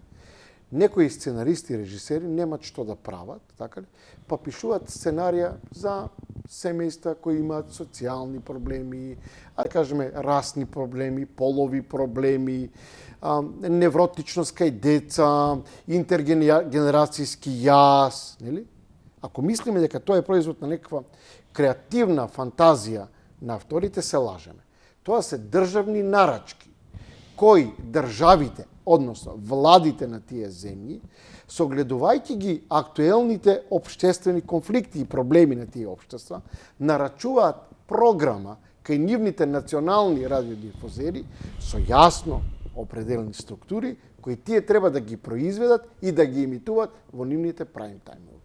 Односно, сега, тоа што јас знам гледачите, јас сум со таа дебата со гледачите и со обичните македонци, секој ден прашуваат до кога се тие турски, српски серии и така натаму и така натаму.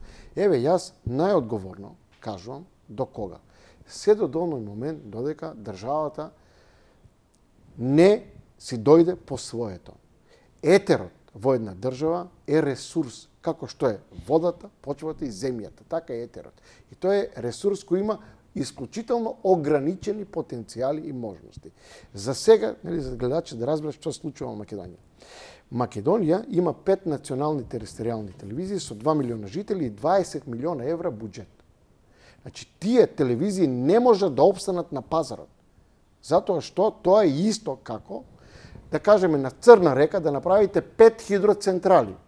Нито една хидроцентрала нема да има потенцијал да произведе, зашто нема воден потенцијал, ќе бидат промашени инвестициите и ќе го уништат целиот речен потенцијал. Ќе уништат реката, биодиверзитетот околу реката, сите природни видови и така натаму и така. Како што умираат и денеска телевизиите. Така, во овој момент државата Македонија ја убива телевизијата.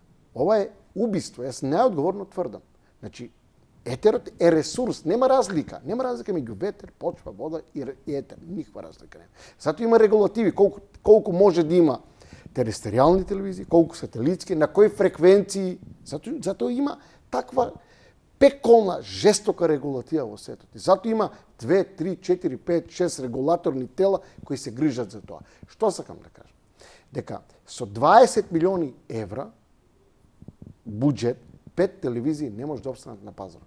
И тие 5 телевизии стануваат зависни од економски и политички центри на моќ. И немаат сила да произведуваат домицилна програма. Значи не се телевизиите виновни овде. Не се. Значи, регулативата. Регулатива и организација. Чаре по тебе? Регулација, држава. Значи, нас ни треба држава, ни требаат македонци кои ќе дојдат на власт и кои ќе ја воспостават државата. Ние мора да се вратиме прво кон, за жал, до таму и дојдено. Ние ќе мора да се вратиме на основните вредности. Прво да воспоставиме држава, потоа владење на правото, на крајот регулатива и горе-долу, ако тие 3 параметри ги воведеме во владење, демократијата е, знаеме што, нели? Владење на правото, така да немаме дилема, нели? Ќе се почитуваат прописи и секој биде во ред со нас. И се додека не се случи тоа, се додека не се изрегулира целата материја, ние нема да имаме ништо. Сега кажеме пример за гледачите. Сите гледачи кои сега не гледат дома на нивните телевизии има 200 сателитски канали кои емитуваат програми на сите можни јазици на овој свет. Нека се сети секој гледач кој сега не гледа и кој бил во некој хотел во било која земја, било каде во светот. Колку програми можел да гледа на телевизорот во неговата соба? 4-5 максимално. Зошто е тоа така? Затоа што да поседувате 200 канали за 10 20 или 30 евра предплата годишно, тоа е нонсенс. Еве сами нека размислат гледачите. Сметаш дека треба сериозна редукција во сето тоа? Да Јанко, гледај сега. Значи, јас немам против никого ништо, нели, освен против тие што ја рушат тоа држава и оваа нација. Против нив имам, тоа е сосема јасно. Ние не може да имитуваме програма во Македонија на туги јазици. Зарем некој мисли дека е возможно во Бугарија да имитуваш програма на македонски, грчки, арапски, српски јазик? Нема шанси. Нема шанси. Тоа не знам како да кажам. Ама никакви шанси нема. Зар некој мисли дека во Грција тоа е возможно? Дури ни пазарно не е оправдано. Види, Бар сега- да има некое, не знам, ајде. Се како ти кажам. Ти нели дека не е конјунктурно пазарно, така ли? Не е конјунктурно пазарно затоа што не е достапно. Ако нели нема крикри сладолед, нема никој да го купува, нема се троши. Нешта така стојат на пазарот, нели? Затоа што телевизијата е производ за на пазар. Како лубеница, сирење, чевли, сијалици, телевизијата е производ за на пазар. И крајната цел на телевизијскиот производ да се консумира. Нели? Ама, нели, гледачот треба да се одлучи што сака он да гледа. Не може гледач сега гледа. Ако е тоа така, на пример, Слободан Лунковски имаше една гениална теза, тоа се тие комуњарски генијалци, дека ние сме мала држава и мала нација, нема што да имаме театри. Кога ќе ни треба театарска представа, ќе дојде некој театар од Белград, па ќе ни изигра, нели ќе ни покаже некоја представа. Неме зезе. Да. Неме зезе. Да. Беше министар за култура во владата на СДСМ. Неме зезе. Да, тоа се. Овој став го имаш? Апсолутно. Он и Ѓузел. Не Ѓузел, се извинувам, Ѓунер Исмаил. Ѓунер Исмаил. Добро, Да, Ѓунер да. Исмаил е И Унковски. екстремист. Да, обичен. тој сакаше да се човек кој затвори. нема врска. Дори предлагаше да Унковски, кога беше министар за култура, имаше предлог да се затвори Националната опера и балет, Македонска опера и балет. Затоа што тоа било неисплатно. Ние сме мала нација, што да имаме култура? Што да имаме опера и балет? Ако ни треба, ако имаме општествена потреба... Што ќе ни е војска? Што ќе ни е полиција? Ќе позајмиме, ќе дојдат тоа. Еве, значи до таму стасавме. Така, и до таму стасавме, веќе налетуваат стасавме. други авиони, ни го чуваат небото. Значи нели. тоа оди едно по Други едно. ќе ни пишуваат сега историја. И од тука натаму. Други ќе ни прават деца на жените, како иде Значи тоа оди работа. чекор по чекор, нели едно по едно. И во тој смисол И на крај жаби ќе паѓаат, јани. Да, апсурдно, знам, Ама да, ово е многу е. апсурд, ова на крај жаби мора да паѓаат. Ова мора да... Мислам дека Апсурдно. оваа тензија што ми ја збориш ти за Ова е реалноста, реалноста. која нема резолуција, која нема крај, ова ќе се направи. Апсурдно е доаѓа. Како во твојов последен филм.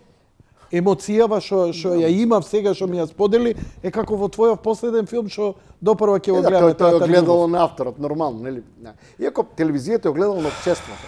Значи, нашите телевизии се такви, какво што ни е општеството. Зошто остана тука бе? Знам дека требаше да си замине за Австралија, која беше најголемиот притисок и закани врз тебе. Може да останам. Можеше. Може Зошто во не Канада и остана? во Америка и во Австралија. Зошто не остана? Зошто се врати? Затоа што сакам да живеам дома и да создавам нешто дома во својата земја. Што им фали на нашите македонци во Ништо Австралија, не им во фали, Канада, ништо не им фали. во Соединените Американски, ништо не. убава држава, креативен ќе беше, можеби немаше да ти биде ливадата овче полска, ама затоа ливадата кај што ќе твориш. Инаку сакам нели само две реченици за нашата диаспора. Тука се уште има една стигма кон диаспората, дека тоа се необразовани, примитивни луѓе кои тука заминале небањет и така. Тоа не е вистина. Извини, завчера твој колега од Лос Анџелес се јави во емисијава. Утре вечер двајца интелектуалци од Канада и од Соединетите држави интервју имам. Така тврдам што дека нашата генерација на собственикот на диаспората телевизијава е човек наш кој живее и работи и твори во Флорида. еден И ова го прави од никакви комерцијални... од љубов, јасно. Од љубов. Од љубов. Ништо друго, Јасно. постои ТВ Сонце. Јасно ми е. Инаку, ние мора ова да расчистиме со собствените заблуди дека нашата диаспора е составена од пекари, зарзавачи, не е тоа вистина. Не. Не, апсолутно. Генерацијата наша во диаспората и помладите од нас се исклучително образовани, луѓе со квалификации, компетенции, знаење и вештини кои се конкурираат со светот.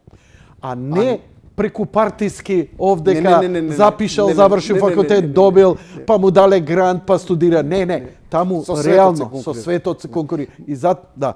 Македонците во Нов Зеланд, Австралија, Канада и Соединетите Американски држави се конкурираат со целиот свет. Во правно, во економија, во секое поле. И во спорт, и во култура, и во уметност, и во образование. Неговата професионална способност е реална. Овдека да се сомневаш на сечија. Зашто моите генерација од средно ме мразат.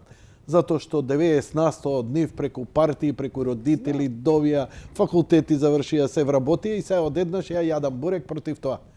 Епа, нормално ќе ме мрази, затоа што цел живот не се изборил, него му се отварал патот. Тој е рак раната. Па дури актери, денеска имаш актер еден од позначајните кои го спомнав, кој да не беа мајка му и татко му и тоа што беа во партијата, он немаше да припари као талент. Сега добро се разви, окей, супер е. Али, например, еден Тони Михајловски, кој па, например, има снимено од сите наши актори многу повеќе серии играно ваму и таму. Тони има преку 20 играни филмови само снима. А како вика, све глумам, само македонец не глумам. Сакам да кажам, огромен дел од македонските актери не треба да се споредуваат со Тони Михајловски, затоа тоа е класа над нив и нема потреба. А зошто? Затоа што беше дете од небањати родители, он небањат и сам се бореше со талентот каде. Ама светот не те прашува дали си ти дете на Јанко или на Јани. Те гледа, дали знаеш. И го земаа затоа него. Немам дилема и така да. А затоа овдека многу малку има простор. Мислам, тоа е еден пример, не е единствен. Има... Не, да види, во целата ова работа во Македонија, особено во сферата на уметноста, има еден протекционизам. Тука се немам дилема, затоа што надвор од тој круг на црвената буржуазија, никој немаше пристап до уметност и до културата. Па и сега. И сега, и тоа се факти, и ова што ние го правиме, како се вика, со 300 зорта. Скоро сме 120 минути. Кажи ми, што е новиот план? Што ново ќе снимате? Алфа серија или ти? Алфа телевизија, јас се гордам со тоа, во моментот е најголемиот производител на програма, на собствена програма, од различни жанрови во Македонија. Иако ние сме телевизија која, споредено по финансискиот инкам, имаме 6 пати помалку приходи од Сител, Канал 5 и Телма, како конкурентски телевизии. Значи, нашите приходи се за околу 6 пати. Сте негде на 4-5 место. Ние сме на 3-то место по гледаност, но во збирот така изгледат нешта. И тоа нема ништо лошо, тоа е во ред, тоа се многу, тоа се, особено Канал 5 и Сител, се погледани телевизии, имаат повисок рейтинг од Алфа. Но вложувате во продукција и серии. Ние сме единствена телевизија која вложува во собствено производство, затоа што ние сме свесни дека рефлексијата на општеството е во она што ние го произведуваме. Не може рефлексијата на Македонија и на македонците да биде во турска, српска, американска, данска серија од најдобар квалитет. Од причина што не се содржиме внатре. Со собственото живобитие, нели? Дури и она што ние го произведуваме, да не е со еднаков квалитет, нели? И не е, така ли? Останува фактот дека е рефлексија на нас и нашите животи, нашето минато, на нашата сегашност и на нашата иднина. И ние ќе продолжиме во таа насока и во момент подготвуваме играна серија од жанрот драма. Имаме ли трейлер за ова? Имаме трейлер за ова. Имаме ли што да покажеме на крај? Ова е трейлер, јас само добесам на гледачите. Ова е трейлер од... Со него ќе завршиме. Да. Ова е трейлер од еден пилот, кој ние го правевме пред 10-11 години и не успеавме тогаш да се избориме со... Јас ќе бидам брутално искрен, не успеавме да се избориме со љубовта на Никола Груевски кон црвената буржуазија и комуњарите. Да. Добро. Прачу ние нема проблем. Бевме отфрлени од таа влада и од тоа министерство Никола Груевски, затоа што владата на Никола Груевски 11 години протежираше децата на комуњарите на црвената буржуазија. Нема, значи сите филмови што беа на црвената буржуазија на деца беа финансирани. Но на крај знаеме Дојде. како заврши. Тој им слегува на улици со презервативи и им ја срушија владата. Да, веројатно се заслужиле. Сами си го изфинансираат. Си ја финансира Никола Груевски, сам си ја финансираше шарената револуција, затоа што сите културњаци и уметници Се совртаа со против неговите него. пари му излегува на улица. Така. Тоа е се факт. За што се работи? Што е Бистра вода се вика? Да. Тоа е серијата, што е во предпродукција? Бистра вода ќе се вика? Бистра вода. Да. Добро. Да. Што Бистра е вода темата?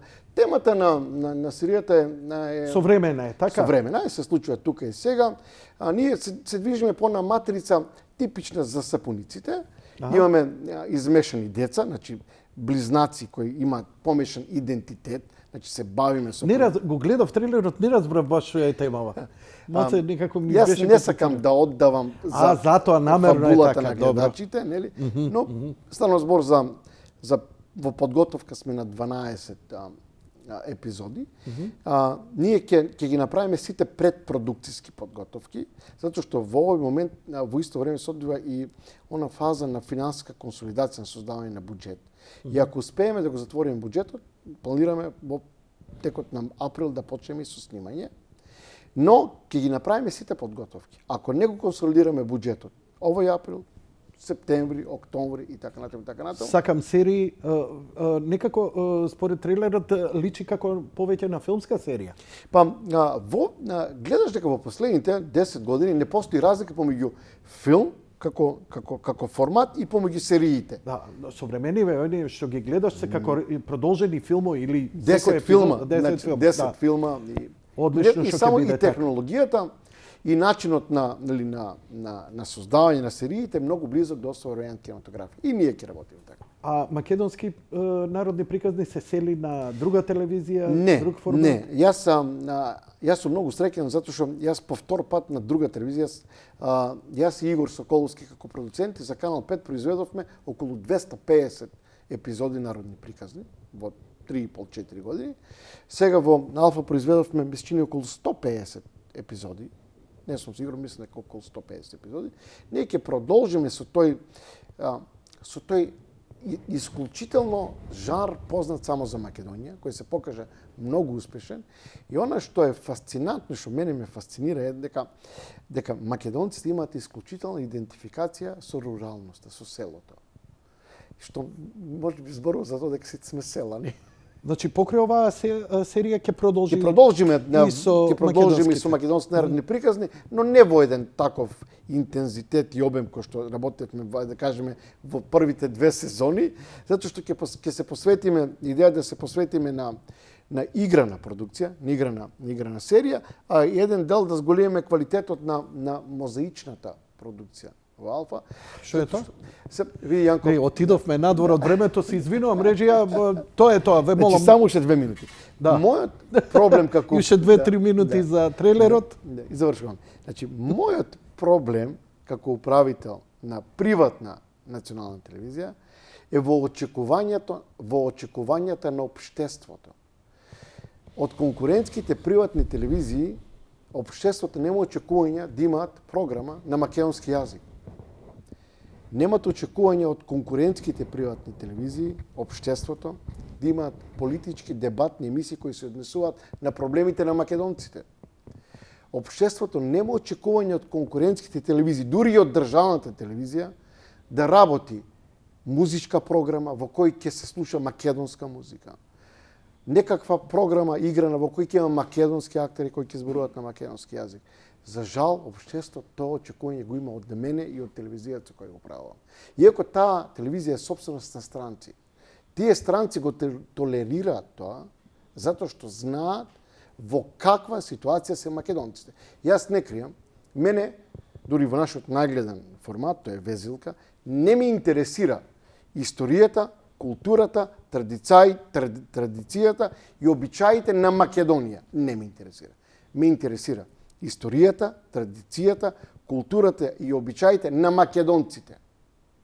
Сите други си имаат доволно телевизии и доволно медиуми да се ги презентират своите достигнувања. За жал, Не се чувствуваш повикан ти да го правиш диверзитетот, кога диверзитетот имаат каде да го презентираат. Вака сега. Значи, ние сме 5 територијални национални телевизии, Алфа е само една од 5. Така ли? Сите имаат простор на други телевизии да прават што сакат. Јани, ти благодарам многу за интервјуто, се извинувам на режијата за продолжување и одиме со овие последни 2,5 минути за трейлерот од серијата Бистра вода.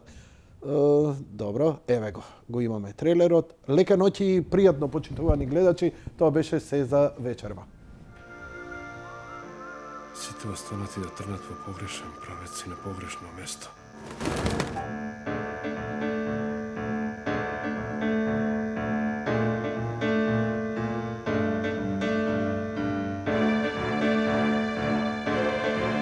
Не ме познаваш.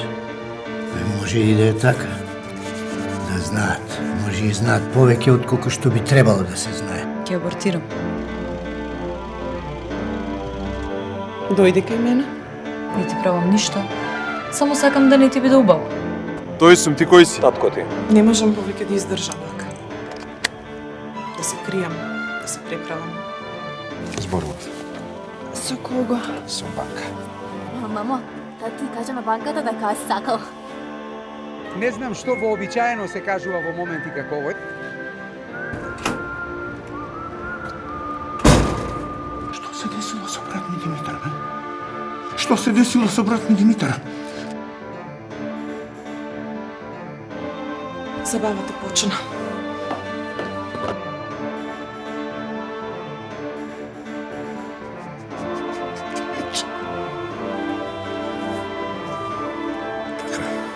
Ќе останеме само наши до конечното откривање на гробот на Александар. Ба! Го турна од покривот и крај. Готово. Јазово те пресече. Нели и ти си Александар? Покојниот ми беше татко. Не паметам тажни работи. Повеќе сакам да ги живеам. Затоа ли си ти тако? И на жива се смееш, и на мртво плачеш, а? Не ја довршиле работата. Ќе се вратат тие да ја завршат. Која работа? И кои се тоа тие? Тој што ќе го открие гробот, ќе го смени текот на историјата. И што барат тие овде во оваа шупа? Што ти е тоа? Не знам. Ја најдов тука беше во слика. Местото се вика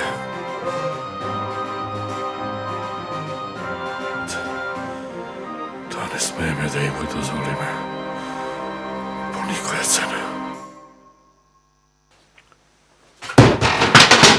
Што направи? Падна, шеф.